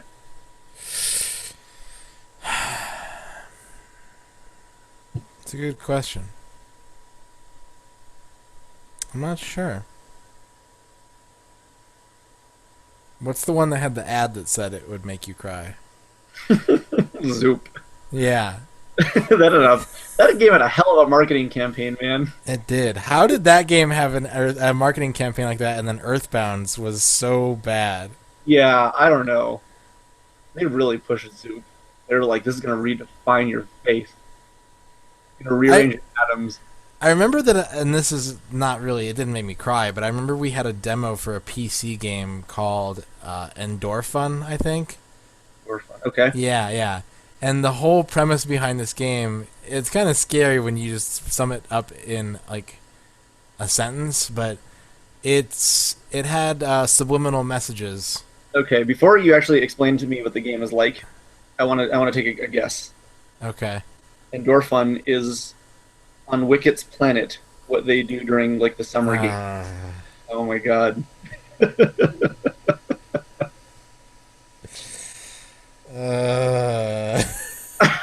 So sorry. No. Thank goodness only one person's watching this. So only 2 people can hate me right now. Yeah. Okay.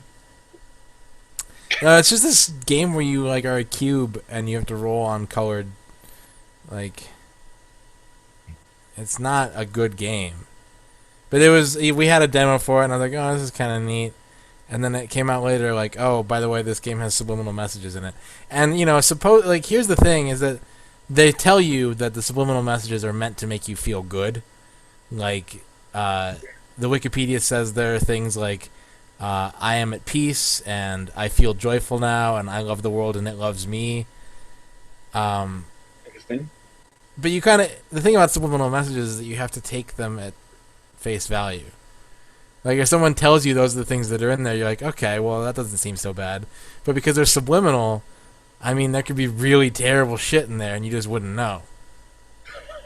That's true. They'd be like, no, it's telling you to hug your neighbor. And you're like, oh, well, that's okay. But really, it's telling you to eat every dog you see. Yeah, put nails under your thumbnails. Ugh. Yeah, that's bad. Don't do that. Don't do that. Don't play a game that tells you to do that either. Balls would tell you to do that. Oh, I played Balls a couple days ago. How And did you- I felt bad because they call perfects perfectos with a K. Well, Like, if you're on the character select screen for the Super Nintendo version of Balls, it'll tell you their win-loss record since you turned on the game, and then underneath it, it'll say 0 perfectos because you just turned the game on. But if you get a perfect, it logs that temporarily. That game didn't save your perfectos. It didn't save your perfectos. And I started thinking that'd be ridiculous to use a password system, but then I thought Brutal Pause Fury did do that. Yeah. Oh, frustrating. Those are really long passwords, too. Yeah. Like, just put a battery in your game, guys. It's going to cost $5 more, but just put a battery in your game. We were talking at the store today about there's one game in particular that makes me feel anxious when I play it. Like, I get anxiety when I'm playing this game. Mm-hmm. And it's not it's like the game. It's Fight Club, or like the PC or Xbox. It just makes me feel bad to play it. Like, I feel bad about life. Have you played it before? No. Ooh.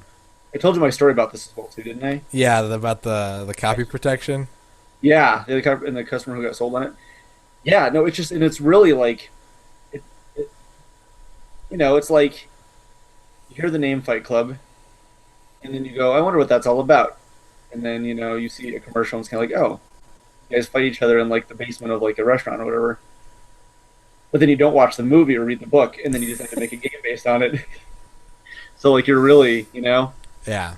it's, I guess in the same regard that Rocky is a game about boxing, but the movie is just boxing is kind of what he does, but it's not really about boxing. Right.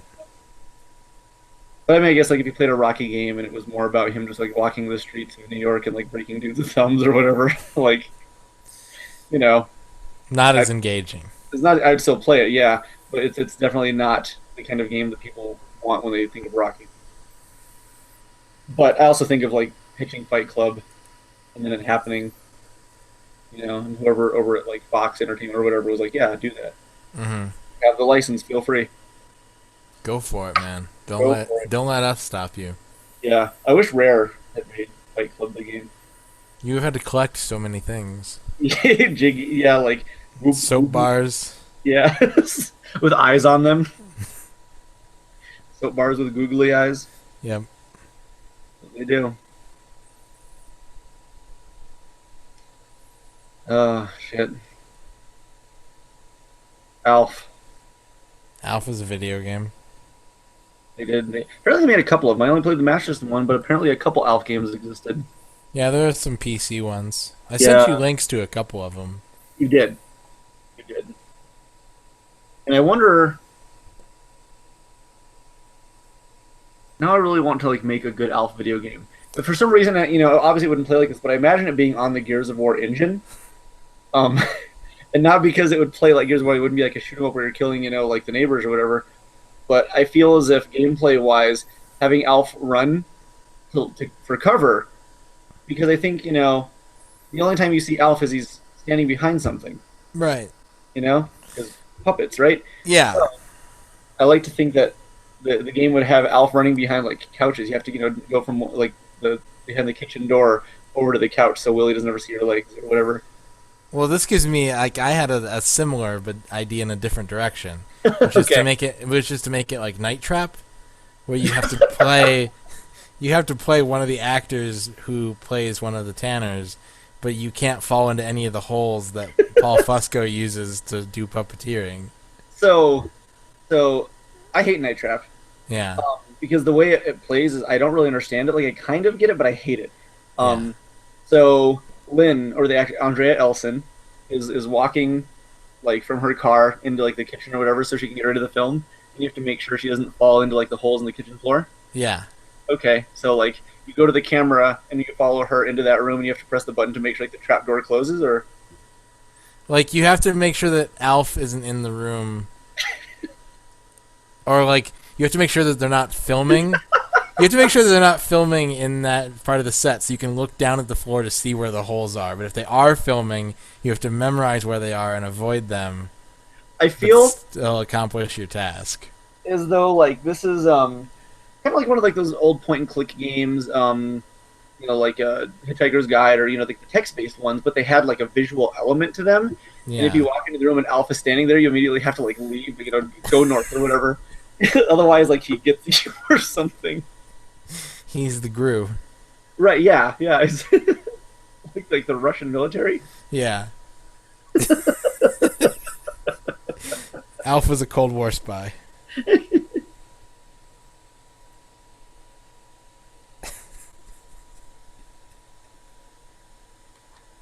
Why?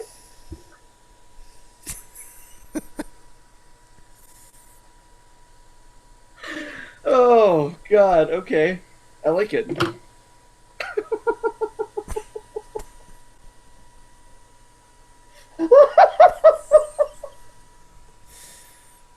Why? How does he enlist for that? Like, did he land in Russia first and they propelled him over to Los Angeles to infiltrate? Right, he's a native Russian. Okay. Yeah. He's actually Lithuanian. Alf stands for a Lithuanian apostrophe formant. Like it's slang for informant. And that's his code name. Okay. So something I always wondered about Alf was that he speaks English. And I don't really know, like, they kind of go into him speaking a little bit of Spanish. He might just be totally like, I mean, unilingual, universal linguist.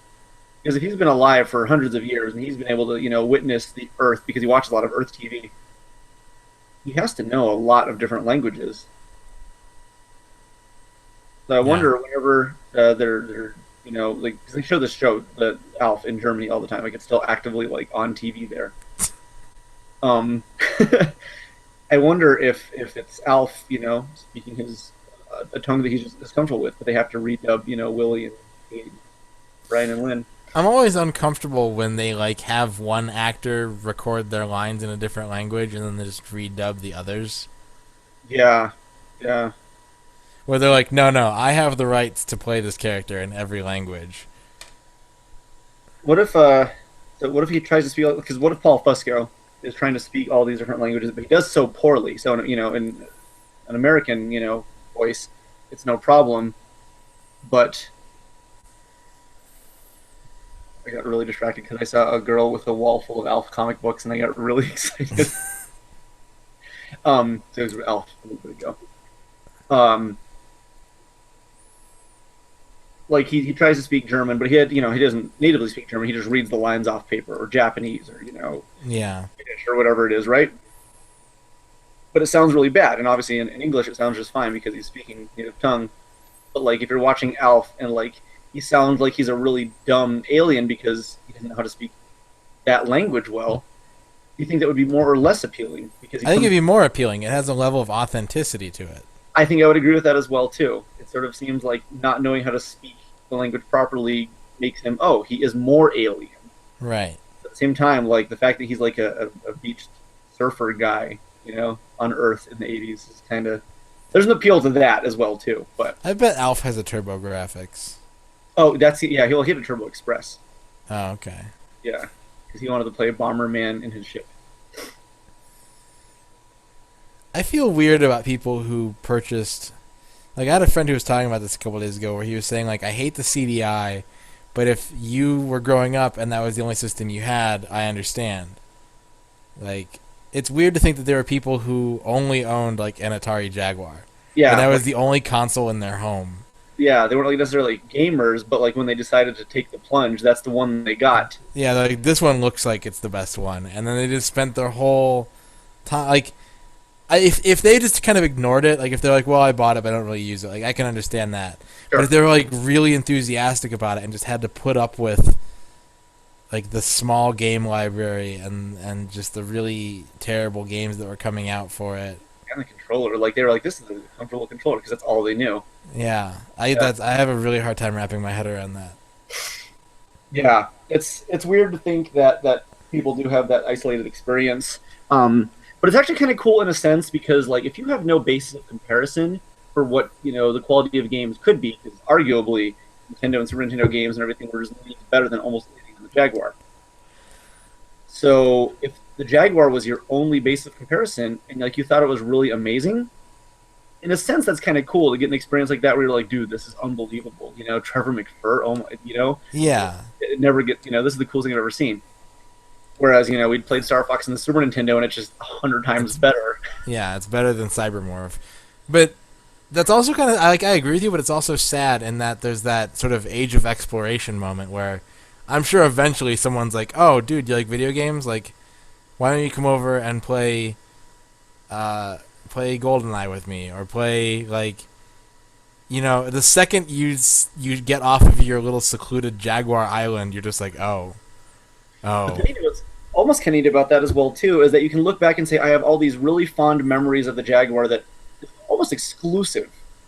Like people aren't going to have those kinds of fond memories, but because it was your only system, they are fond.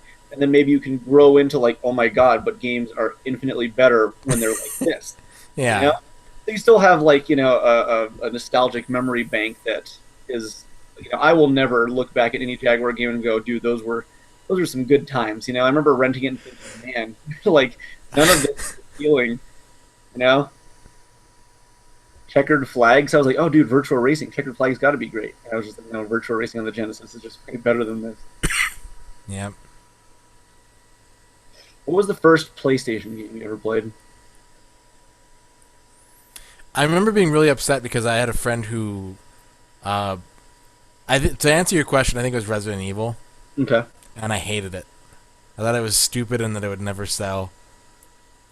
Because I couldn't understand the controls, and I hated the pre-rendered backgrounds with the camera changes. But then I also felt the same way about Silent Hill when Silent Hill came out. We rented it, and my friend hated it, and he was like, "It's dumb. It's really bad." And then I was like, "Let me borrow it." And so I borrowed it, and I got to like that first scene, and I think now it's a really cool scene. But you're walking in that L-shaped alley, and the camera kind of like drops down and twists, and it did that, and I was just like, "I'm done. I can't do this." It was like I just turned, I turned it off, and I didn't play it for like 6 years after that. And then someone was like, "I really like Silent Hill." Yeah. I was like, "Okay, that's interesting. Why would you say that?" And then that got me into the series, and I appreciate it now. Sure. But doubling back, I had a friend like he borrowed a PlayStation from one of his friends that wasn't like a mutual friend, and so he called me and he's like, "Dude, I'm playing like Loaded and Tekken and Ridge Racer and Scud, the disposable assassin," and I was just like, I wanted so badly to go over to his house, and for some reason, I forget why, like his mom was just like, "No, you can't come over this weekend." Oh. And I was like, ah.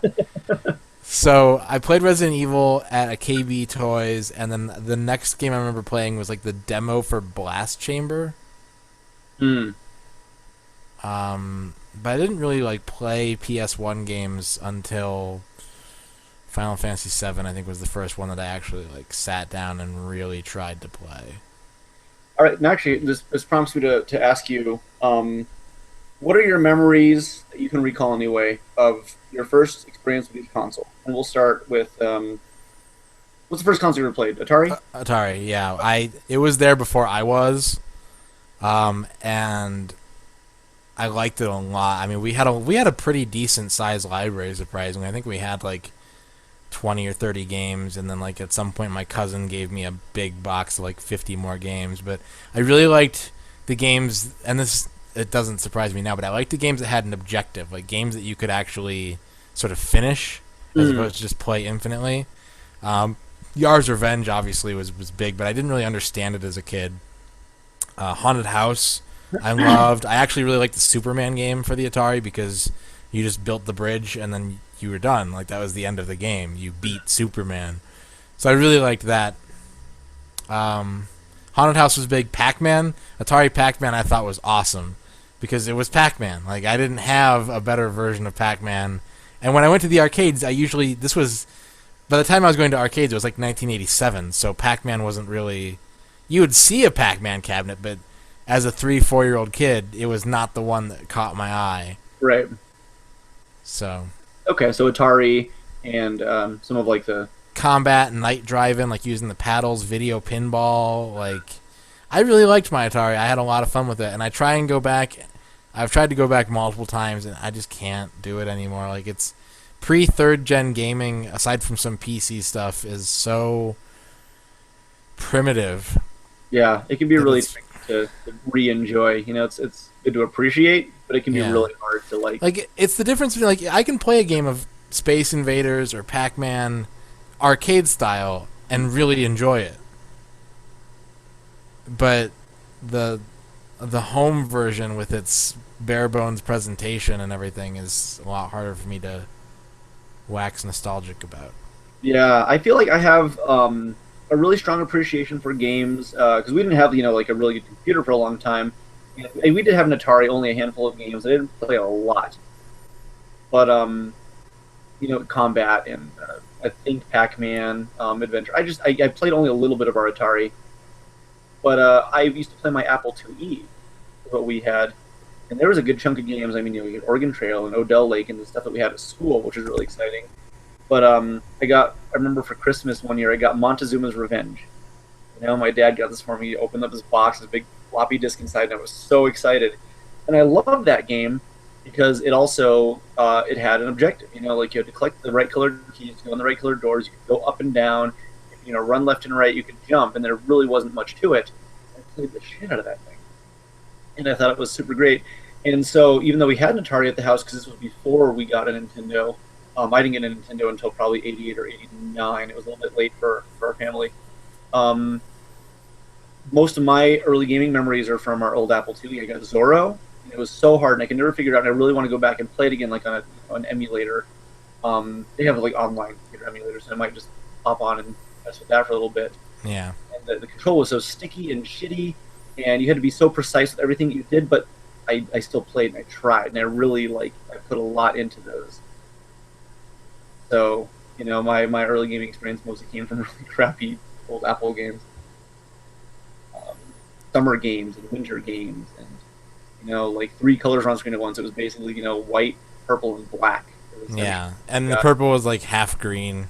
Right, yeah, exactly. It was like those weird like shades to create, the little RGB limitations or whatever. Yeah. Yeah, I loved it. Arcade Boot Camp was one that I used to play a lot too, and it's slow and it's not really that fun, but I played it a lot, so it's very nostalgic for me. I think when you're a kid, like you can play any kind of game. Mm-hmm. And that's the cool thing about being a kid is like there are a lot of Nintendo games that I don't think are good, but people are like, "Wow, you beat that game?" And I was like, "Yeah, I was 8." Like, yeah, I didn't. Yep, that's my testament right there. What was your first Nintendo game you played?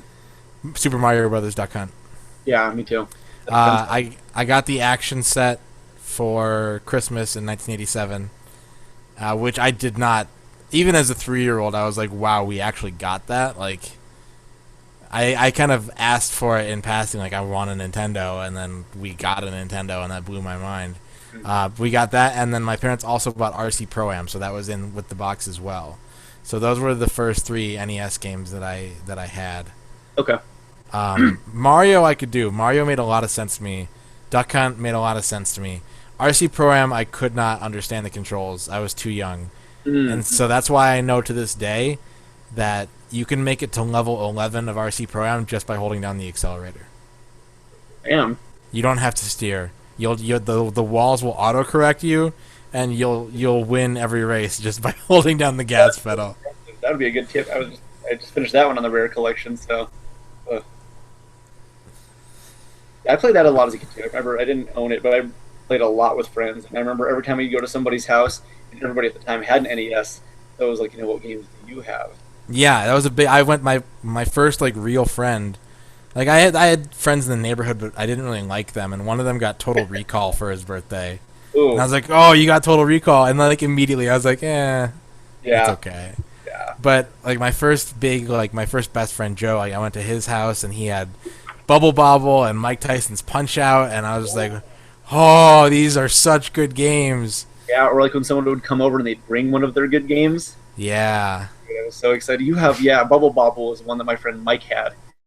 Mike Kern and his brothers. He came over, we played Bubble Bobble all day. Or DuckTales would bring over.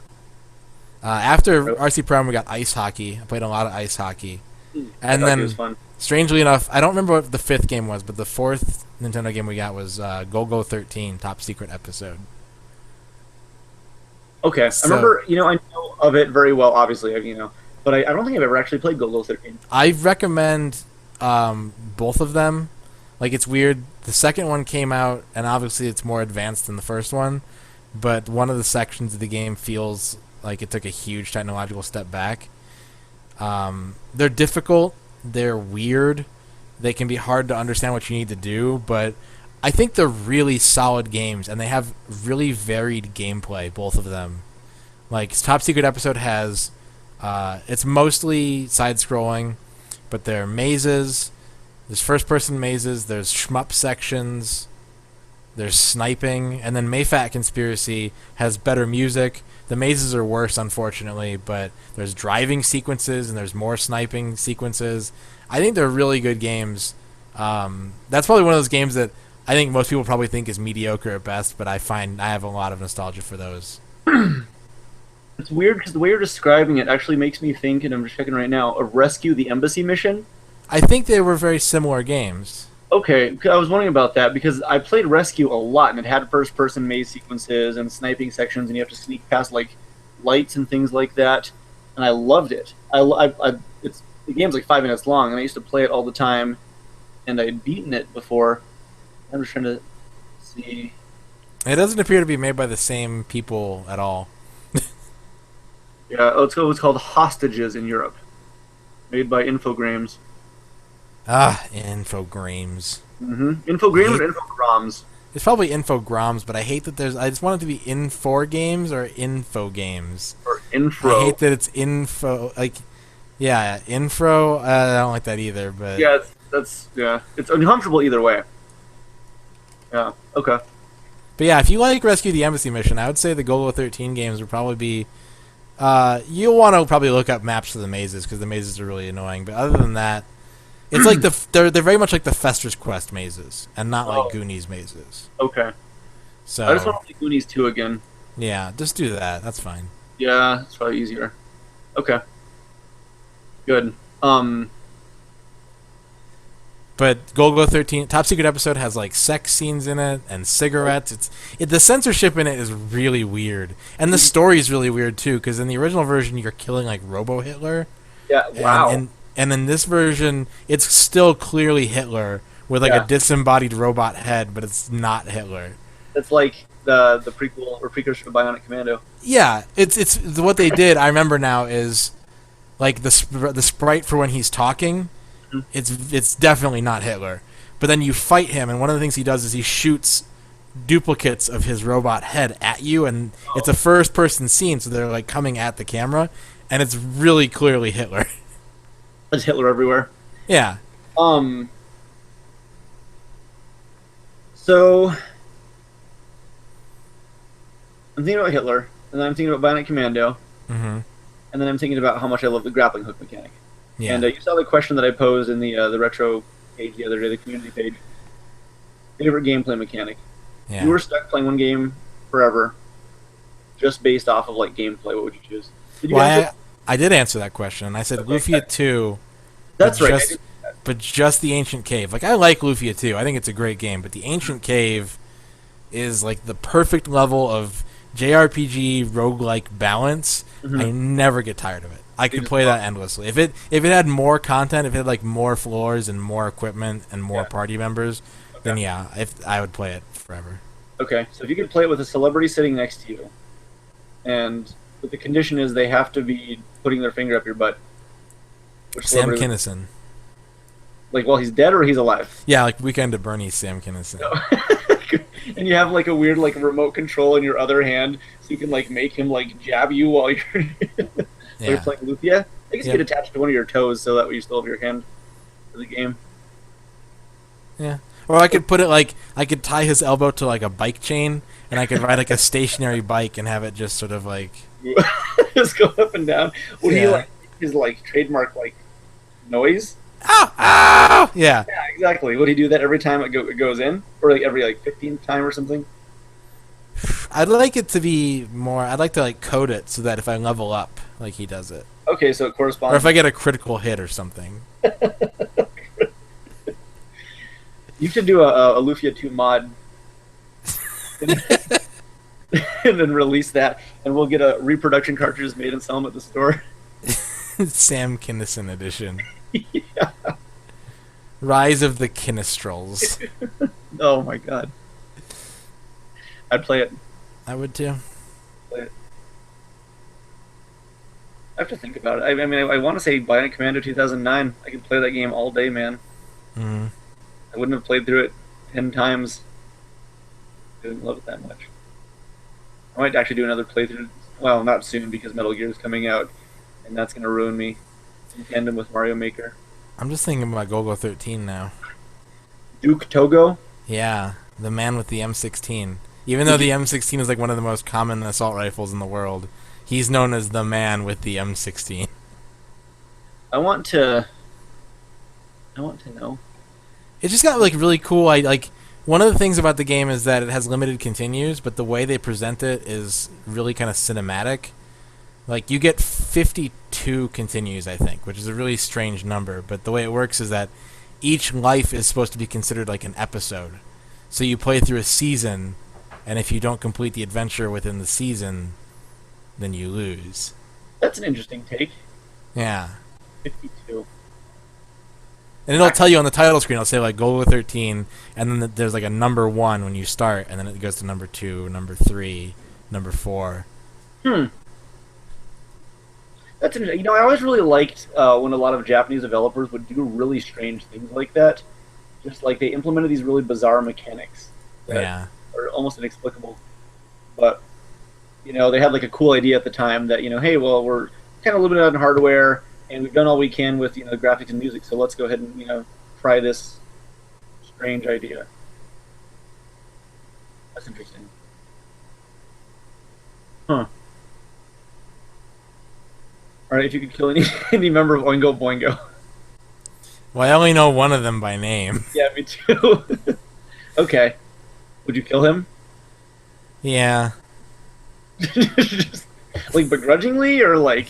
Yeah, like I don't want to kill him, but if someone, like if I came across a magical door and he's like, I grant you the power to kill one member of Oingo Boingo by uttering his name, like I don't want to squander that gift. But okay, so like, but you didn't have to. Like, no. You'd still do it. Yeah. Okay. Exercising your power. Right. Yeah, you don't want to waste it. Yeah, like if maybe I'll get to go behind it. Maybe it's like Fable, and I have to like commit the great sin of killing Danny Elfman to get the cool sword behind the door.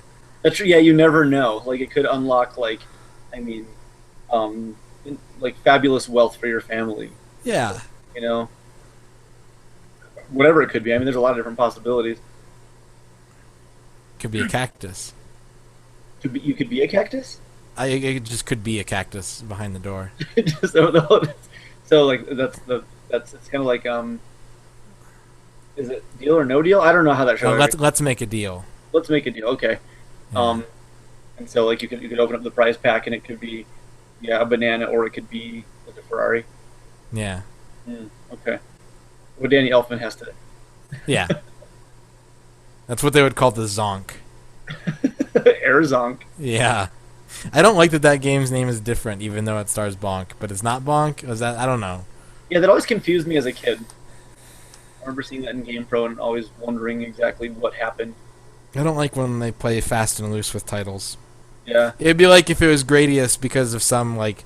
Even if it was like a localization error or something, right? And then they're like, oh, coming out for the PS4, it's Grabius 6. Oh. And you're just like, I don't... Very uncomfortable. Yeah, I don't want that. So does like Bonk evolve into Air Zonk? I think like Airzonk is like his future descendant, because he's very clearly like a robot with sunglasses. Okay, so it's not like Bimmy and Jimmy. Right. Or Bimmy and Billy, rather. Billy and Bimmy are the same person with the bad, like someone, their finger was just totally not on the correct key at the office. Yeah. Okay. They made a boo boo. Yeah. Okay, so Zonk is actually like not Bonk evolved, but Bonk's descendant. Yeah.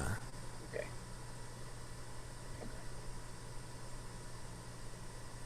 I was curious. Did Air Zonk ever come out for the Virtual Console? Yes. Yeah, I had it downloaded. I actually might have to download that. I like that software. It's a good software. I just want to play pachinko now. I mean, Konami convinced me that if I can't play their games, I should just get really invested in pachinko. How like terrible but also great would it be if, like, after they sent out the review copies, Kojima was just like, I'm gonna stick it to my boss, and he just remastered all the Metal Gear Solid 5 discs and just put like virtual pachinko on them with Big Boss. Like, so like, is he punking us? Like, then? so yeah, so because the reviewers get to play the actual game and they're like, oh my god, you guys, it's so good. And then after he sends out those copies, he just goes in and disables all that code and just puts like a crappy pachinko game. I guess I'd be pretty upset. Konami would lose a lot of money. Maybe that's how he's doing it. He's sticking it to them like that. Yeah. Okay. Or for like every copy that sells, like one of their staff members gets like a finger cut off. But that, they wouldn't actually lose too much money because everyone's going to buy a crap load of copies of the game for distribution, and that's when Konami makes their money. No, that's if true. people take it back to GameStop, they don't charge Konami like, hey. Yeah, for return fee. That's true. GameStop's out. Not. Yeah, it makes sense. For every copy returned to a retailer, they have to they tap into like a Morse code kind of thing. Mm-hmm. And for every tap, Like it loads a BB gun with like an extra pellet, and all the staff members just have to get like destroyed by BB guns in like a little firing range. Every copy that's sold helps Nobi Nobi Boy get longer. The partnership between Namco and Konami. Yep. I like Nobi Nobi Boy's music.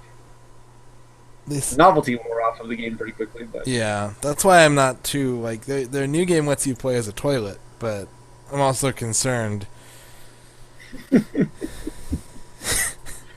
can. I really appreciate them, but yeah.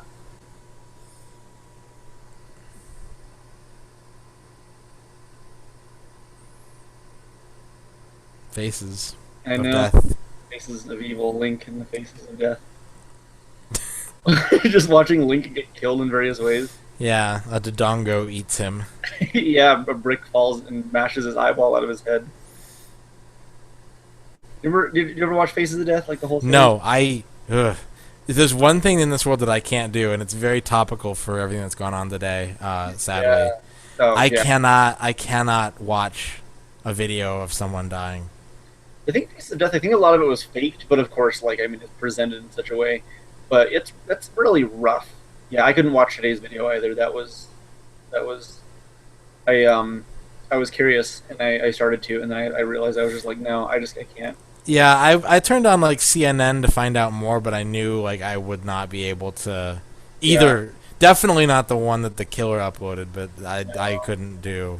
No, it's upsetting to think that like the media like allows the video to still be out there. I mean, of course, it's going to be once it's been out there, but a lot of news sites continue to host the video or record it. In Yeah. some way. No, it's upsetting. It's really upsetting.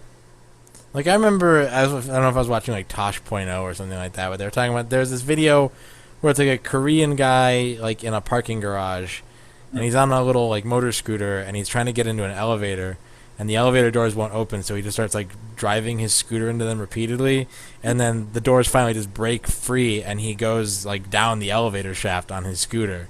Oh god. And they're like passing it off, like, look at this Dumbo, and I'm like, man, someone just died. Yeah, someone is dead now. I can't. Yeah, it was not comfortable. Oh, upsetting. So no, I don't watch the Faces of Death. You watch people get hurt, like skateboarding kids. Like Yeah, I do like Bale's videos a lot. It's one of those things where it's like, if it, do we know they're okay after the meme? Yeah. I don't know, but if they don't show if they're just lying on the ground going like, "Oh, daddy," then it's funny. Yeah. And then like an hour later they go to the hospital and like their appendix burst and they died. I don't know that though. Right. Yeah. Hopefully not. But like under Yeah. the presupposition that they live, you can watch a kid like parkour off of his house into like side of the pool and bleed all over because his nose got smashed. Yeah. Yeah. Let's continue to have this discussion, but I'm also going to switch to a software. I think it's my turn for a software this week. Yeah. Let me. I wanna know. What So software- this is a game that I'm sure you've played. Uh-oh. Because I'm pretty sure we've talked about it in the past. And also, here's you on my XFoot. Oh, that's weird. I'm gonna move that. Yeah. But it's one of my favorite, like I think, lesser known games for the NES. Can you see it? I think you can see it. Yeah. I put you on the priority, so the screen shouldn't change from you. So we've got Super Spy Hunter here, which is not technically a Spy Hunter game, even though in the credits here it says a Spy Hunter 2 derivation, which is a really weird kind of thing to put in the It was weird. in the trademark screen. But it's actually a game called, I think, Battle Formula, if I remember right. Something like that. It's been a long time since I've really played it. I used to play it a lot as a kid. The music is fantastic. It's a Sunsoft game. And Sunsoft, it feels like a Spy Hunter sort of title. Mm-hmm. Yeah, It's got it is this- reminiscing that the curved road. yeah. Is something I see in classic Spy Hunter. Some of the visual effects in this game are really, really, like, it just feels like a good game. Mhm. It's fun to drive. It's fun to shoot stuff. You get cool power-ups that I don't remember how to use. So, question for you: if you're watching, like, if you play this game, you have more sex. Yeah. Like because like the woman is impressed with your driving, or because women love to watch danger? Women are big fans of driving game Let's Plays. Like what I have found is that if you go on Tinder Yeah. and you tell a lady that you're gonna do a weekend long B-spec tournament in Gran Turismo 4, Yeah. they're in. They'll go to your house. They'll make kebabs and watch you coach a virtual driver in a Ford Focus. Okay. That's It's the if dream. anything. Do women like cars that turn into boats? No, they get really upset when you have to do the water parts. Okay, so if a chick watches, the chicks watch you explode, does that turn a woman on because she feels the tension, she feels the danger? Yeah. When you get the boat part, though, she's gonna like look at her phone and like think about leaving. Just- I'm doing really badly right now. I haven't played this game in a really long time, but Okay, that's totally fair. It's been I think I own this now for the sake of collection, but I don't think I played it, like as a kid. I don't really have any memories of it. I'm looking at this now and I'm really impressed. yeah, my brother has really weird like attachments to certain games. So like he's a huge Blaster Master fan. Which is kind of an odd franchise to like hitch your post to, but Sure. And we got this game because he loved Spy Hunter. Like Spy Hunter was one of his favorite arcade games. Oh, I got like the homing gun now. The homing gun is really good. Yeah, it seems very And useful. you get a bigger life bar. I don't remember how to use this B. Do I hit select? Do I hit start? I don't know. I'm on this bridge that's swaying back and forth. Yeah, it's almost actually that's making me nervous. And this is just the first level. I think there's only like 5 or 6 levels to this game, but This is like if Platinum made like an NES game. yeah. Like everything is just changing no matter where you go. Right, super dynamic. I have a stop sign. I have to obey traffic laws. Oh yeah, I have to drive across these trucks. What are they? Man, doing? I've like forgotten everything about this game. And now I've got a boss fight, which has got really good boss fight music. Okay. Yeah, this one I'm gonna have to like actually like, sit down and check out, invest some time into. 'Cause I don't think I didn't play this really. It's a really good. It's basically a shooter. Like it's not Spy Hunter. It's Spy Hunter because you're in a car that turns into a boat, and they snuck like the Peter Gunn theme into one of the songs. Right. But it's basically a car-based shmup that's got really good control, like a wide variety of power-ups. Here I have to fight Twin Cobra to advance to the next level. Oh, good. Ugh.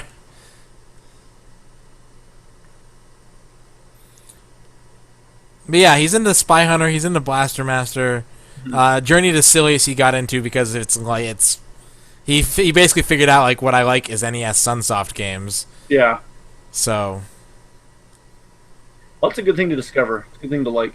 yeah, This is like a super boss battle. yeah, it's lengthy, but you're usually like well enough equipped for most things that it's never like if you're good at the driving part, the shooting kind of takes care of itself. Although I'm Avoiding fire. yeah. Okay. And you get 5 lives. I don't think you can continue. I could be wrong about that. Hmm. You get to start right here at the boss again, but I don't have. I keep my gun, but I don't keep my long life bar. So that's really the thing that you want to stock up on. Is get Oh, smashed.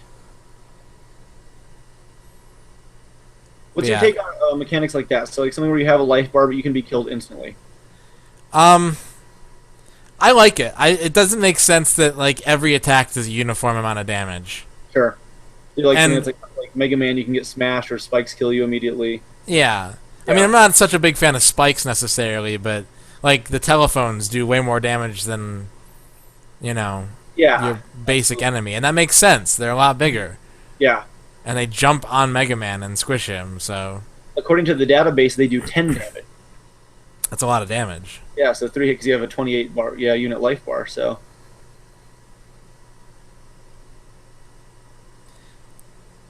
It is weird to me that it's weird to me that I got crushed by a truck. Yeah, that's sad for the spy hunter. So I guess it starts you off with 6 lives, which is a really weird number of lives to start with. Ooh, I'm doing so badly, John. that's okay. But it's a really good game. I like it a lot. Okay, you haven't have to check this one out like a bit more in depth. It doesn't take you long. Like, it's not terribly hard. It's not like Life Force difficult. Yeah. And it's fairly short, so you can probably get through it in a day if you just take a couple hours and learn the mechanics, learn what the power-ups do. Don't get crushed by the truck. What if I want to? If you want to, then the game's very short. It's nice that that's an option that you're allowed to do that if you wanted. Oh, so you can continue. Okay. Okay. I don't know if they're limited or not. Sure. I want to at least get to the second level because the gameplay changes a little bit. Okay. But it makes you want to go fast, but you also shouldn't go fast is the thing. Yeah, I found it interesting that you could slow down so much. Actually, to a halt. Yeah. Because you think of Spy Hunter and you think man, I've got to keep moving forward. Yeah. And this game is not like that at all. You can even stop and just kill an enemy and then. Yeah. Yeah, that's super interesting. I got a spoiler now. Uh-oh. I think that just means my bullets are larger. They do more damage. You can upgrade the car and make it look all cool if you get enough power-ups and don't die. That's pretty sweet. I like the idea of getting a visual upgrade. Yeah. I don't know if a lot of Nintendo games really did much stuff like that. Not a lot of them. I mean, that you're basically adding more sprites and everything into the mix, and it's branching paths here. You can go left or right. Jump. Oh no! All the women have left. Yeah, all the women are bored now. Yeah, they've gone away. Well, that's too bad. I like when women stick around for water sequences. Yeah. They really hate. They hate Wave Race. They do. They can't handle that. So, were you just sort of pseudo underwater, or were you an actual boat? You're Or probably pseudo underwater because you notice there's deep water parts that I can't go to. That's what I was thinking. Yeah, yeah. Really big life bar. Oh yeah, look at that. The problem is I turned off my homing gun. I picked up a second homing power up and it just locked my gun into place like this. Oh, okay. Oh, there we go. There's my oil. Oil slick. It was just the other button. I just had it mapped to a different button that I didn't expect. How much oil slick do you have, or does it just oil until you run out automatically? It's oil until you run out. But then when you don't have a power up, you see my other button lets me rotate my cannons. Okay. So it's got this auto one, but if I don't have that power up, I can just hit the A button and lock my guns into whatever position best suits the situation. Okay. Nice. There it is. Boss Nass time. He's gonna crush me a million times. Yeah, that's what happens.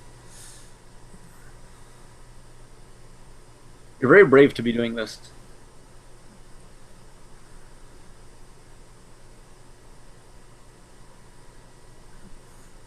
I have a cat just standing outside my room, screaming. Yeah, cats will do that. They do. Forever. Alright, I think I've got a pretty good handle on this run, it looks like. Yeah. I think you're solid. Metal Gear Solid.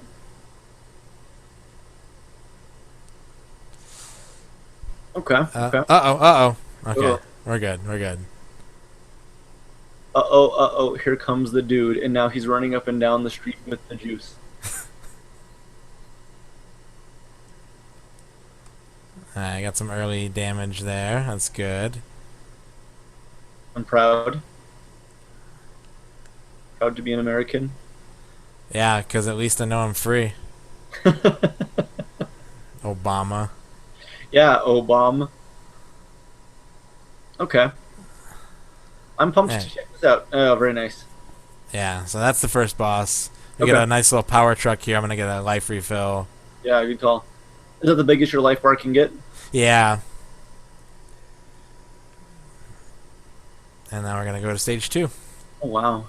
Oh wow! And we're in the desert, and you see I have like a dune buggy car now. Oh, that's pretty cool. So it's like a contextually changing car. Yeah, I like that. It looks like there's like just a dude on the back of your vehicle, like waving his arms around. Just like a double-handed Mega Man. Yeah, exactly. Just going everywhere. So now I'm out here in the desert. That's pretty cool. Yeah, I made my cannon fly around and shoot stuff. Whoa. Okay, dang. I really need to sit down with Super Spy Hunter.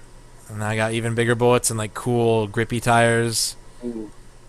I gotta fight like the sand crawlers from Star Wars. Oh, there they are. Smash into them. You're brave. Yeah, I think this is a really kind of like people obviously talk about Batman and Blaster Master and Right. those Sunsoft games, and I think this one falls through the cracks a lot. And it's a lot of fun. It's not super demanding of the player. Like it's pretty easy to get a hang of. Hmm. Look at that, branching paths. Yep. Hundreds of different endings. Yeah. All of them end with bored women. Yeah. It's like Outrun, but in reverse. You get to the end, and she's like, "I'm not impressed." Yeah, I don't like this. Yeah. Take me home. Alright, we got another boss coming up here. Okay. The treble just faded out, and then we got a cool like little drum loop transition to let me know that the boss is approaching. Oh, that's exciting. Yeah, the music does some really cool stuff in this game, where they just like disable channels and then like do a transition piece to move from one piece of music to the next. Oh, that's the when you get stuck in these little sand traps, it actually lowers your health bar. So I lost my maximum HP by falling in the sand, which is annoying. Ugh.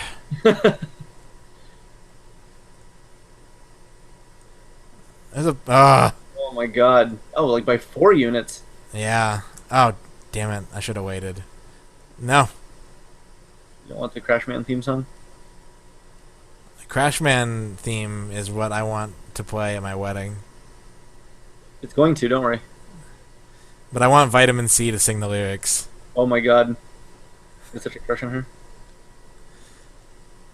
I might still. Whoa, did you use like a lightning I use my Mega Crush Bomb.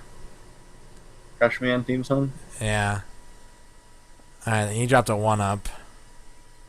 And now we got a boss fight against the tank. Go back to the highway. Yep.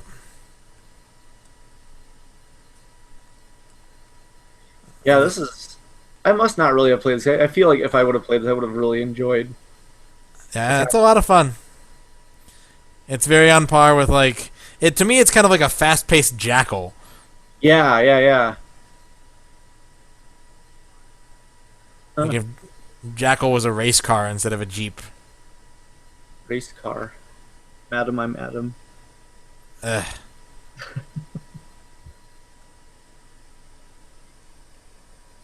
Take this one out of the vault. Now I gotta kill this flashlight. Ow. Ow. Please be careful. Okay, good. You can kill the missiles. There we go.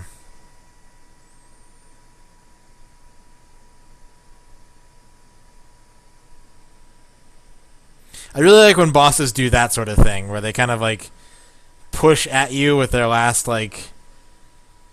Yeah. their last moments like that. Even if they can't damage you, I think it's a really cool looking like effect. Yeah, the last little bit. It's always scary when they can kill you, though. Yeah. Like in Dracula X. Ugh. I feel bad for these little yellow cars in this level because you shoot them and they just spin out uncontrollably. Oh. Upgrade my car for this cool little scorpion thing. Yeah, like a demon. Like a taser or something, a stun gun. Give me that. Give me that. Ugh. If you were the Prince of Persia, you could rewind time. Yeah.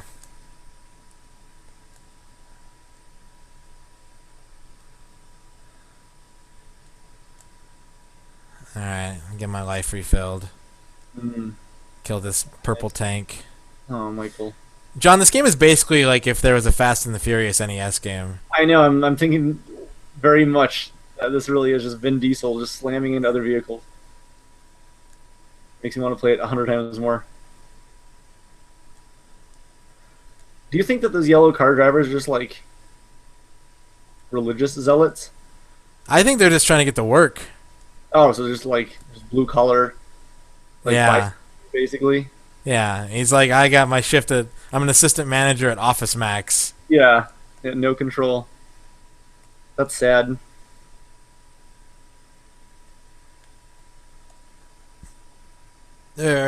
Barrels. Oh, another upgrade.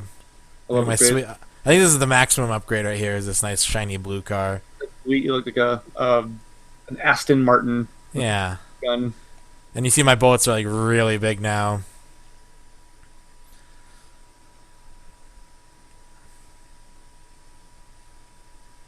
They should make, and they did this actually for the PlayStation in Japan, I think, but they had like a Sunsoft Greatest Hits. Hmm. And they had like a couple of volumes, like they had one that was all Hebereke games. Were And they like remasters or were they just like NES ports basically? I think they were mostly just NES ports, but I think they may have had a feature here, like a save functionality or something. Oh, okay, okay.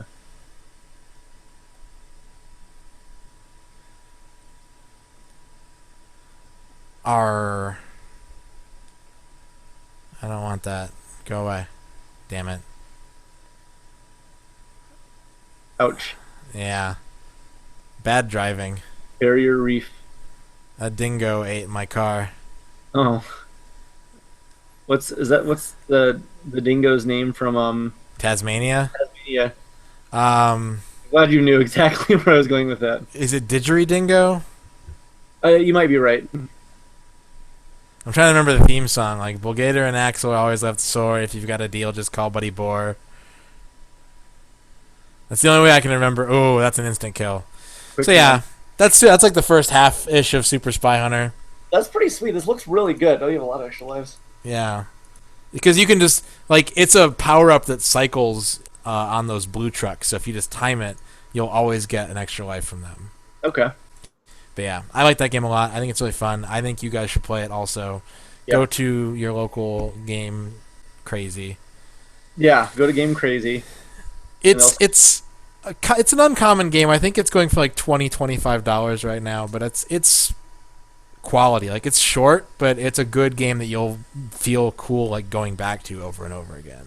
Yeah, just one of those fun action games. It's got a good mechanic that, like, once you sort of get comfortable with it, you just like Contra. I go Yeah. through Contra over and over because it feels tight.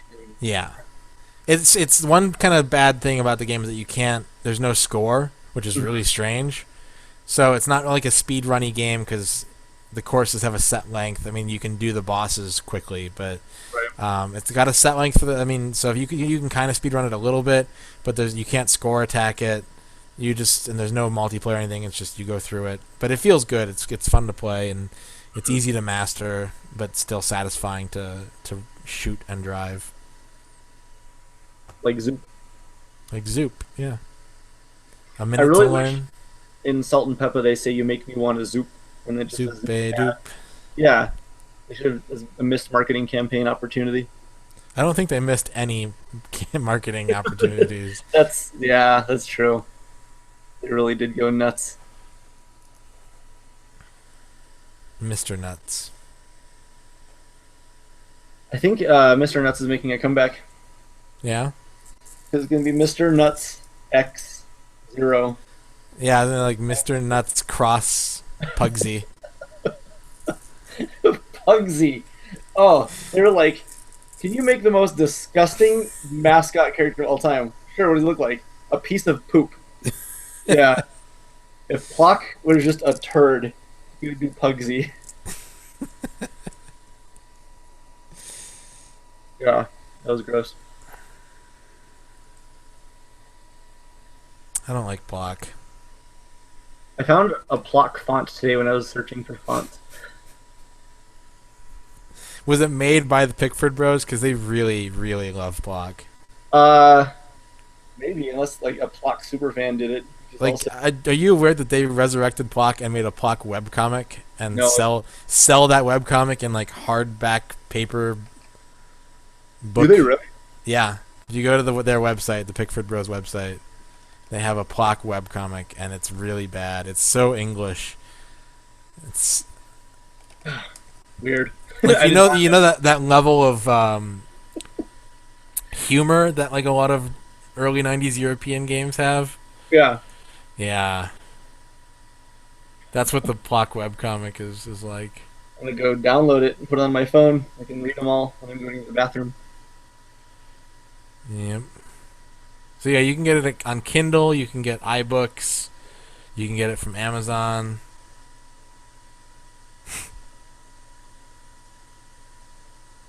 iBooks. The most recent Plock comic was posted 2 days ago. Oh, They're still making them.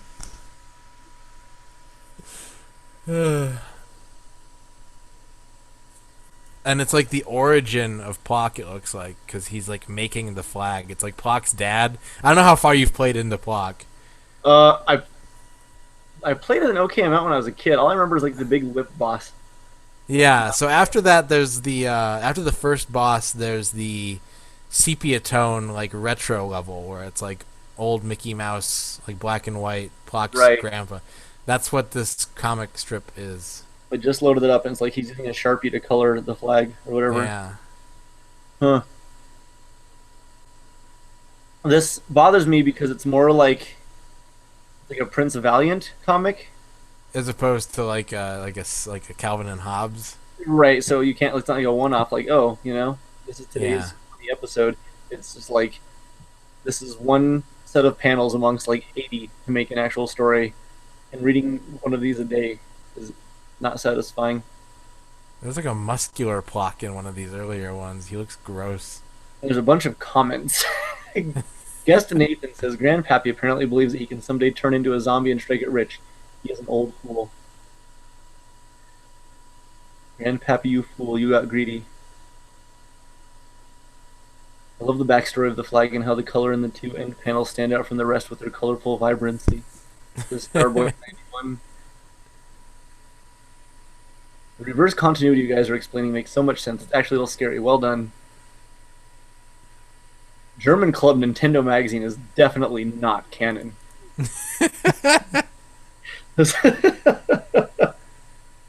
Flock lore is so rich. And that's a comment by one of the Pickford Bros.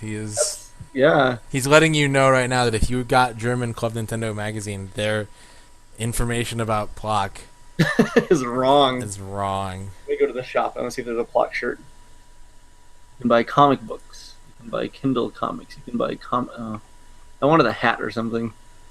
Maybe they have one maybe they have just a regular store aside from the comic. Let me Go to eBay and buy a Plock hat. Yeah, maybe not. You can follow them on YouTube, Twitter. I have to sign into Plock hats. Weird. Okay, anyway. They have like Metacritic ratings on their front page, and I'm assuming that it just picks like 3 at random. Maybe, I don't know, but it's funny because the first one, it says Magnetic Billiards. I'm assuming it's Magnetic Billiards Blueprint. iOS got an 81. So it's not like something to like super brag about, right? Naked War for PC got an 83, and then below that, Wetrix for the N64 gets an 81.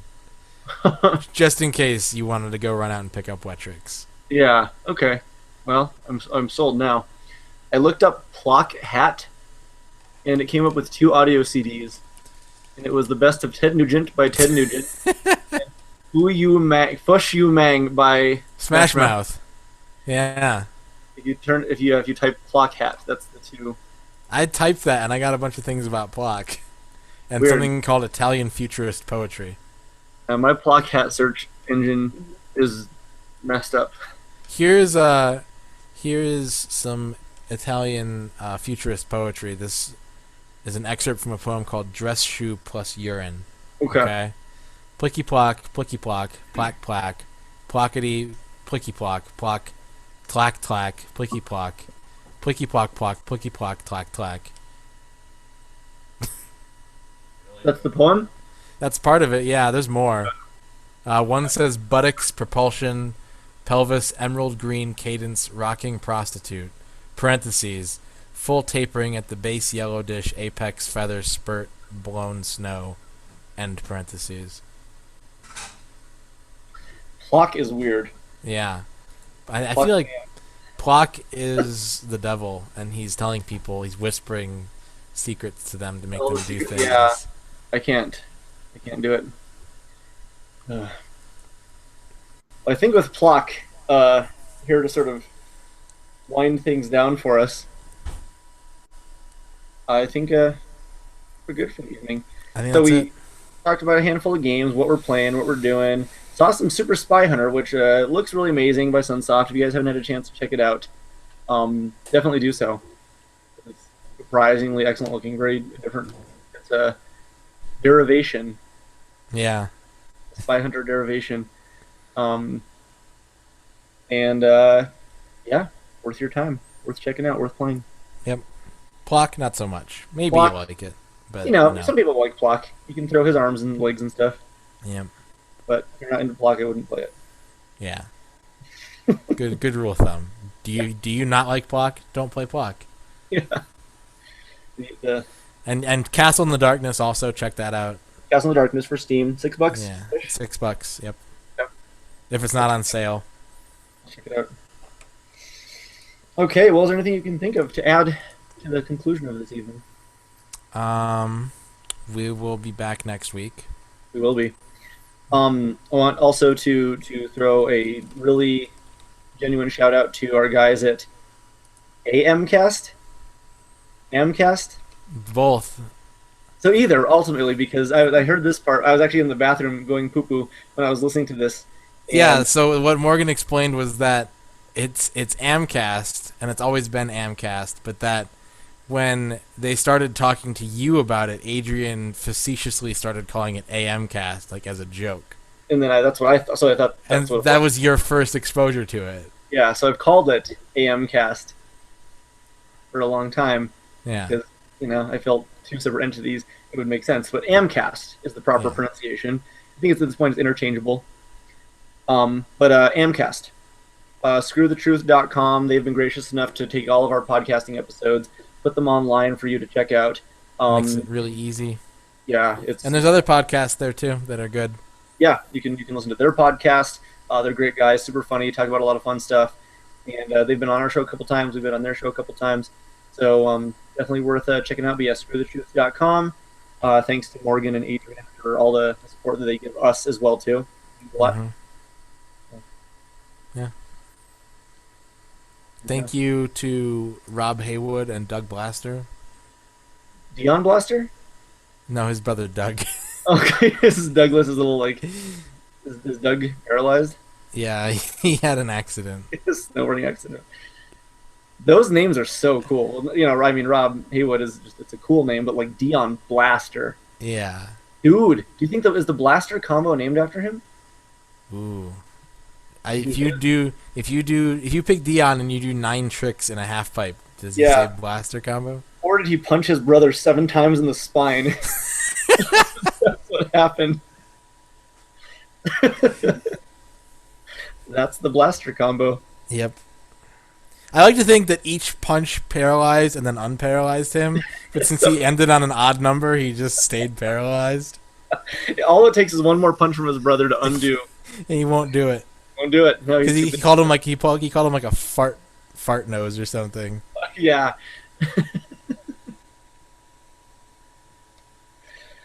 Dion Blaster, the proud sponsor of the Cyber Zone. Yep. All right, well, thanks everybody for watching. We had a handful of new folks, I think, come in tonight because there was 4 viewers. I actually don't know how accurate the counting is at the bottom, but sometimes we get a good chunk. And I actually don't know if the question app was working. It said it wasn't, allowed us to open it, but I'm not sure if people had access to it, so I don't know. Whatever the case, thank you all for your time, for your support, for your love, for your kindness. And we'll be back next week where I'll have a bunch of Metal Gear impressions under my belt. If I'm not too busy playing Metal Gear, because Yeah, you can just cancel because Metal Gear. That's fine. We'll see. We'll see what happens. I still like to podcast, but it depends on how in depth the Metal Gear pull goes. Yeah. Sounds good. All right. Well, thanks again, guys, and we will see you next time on the Cyber Zone. Okay. Don't go. Don't go.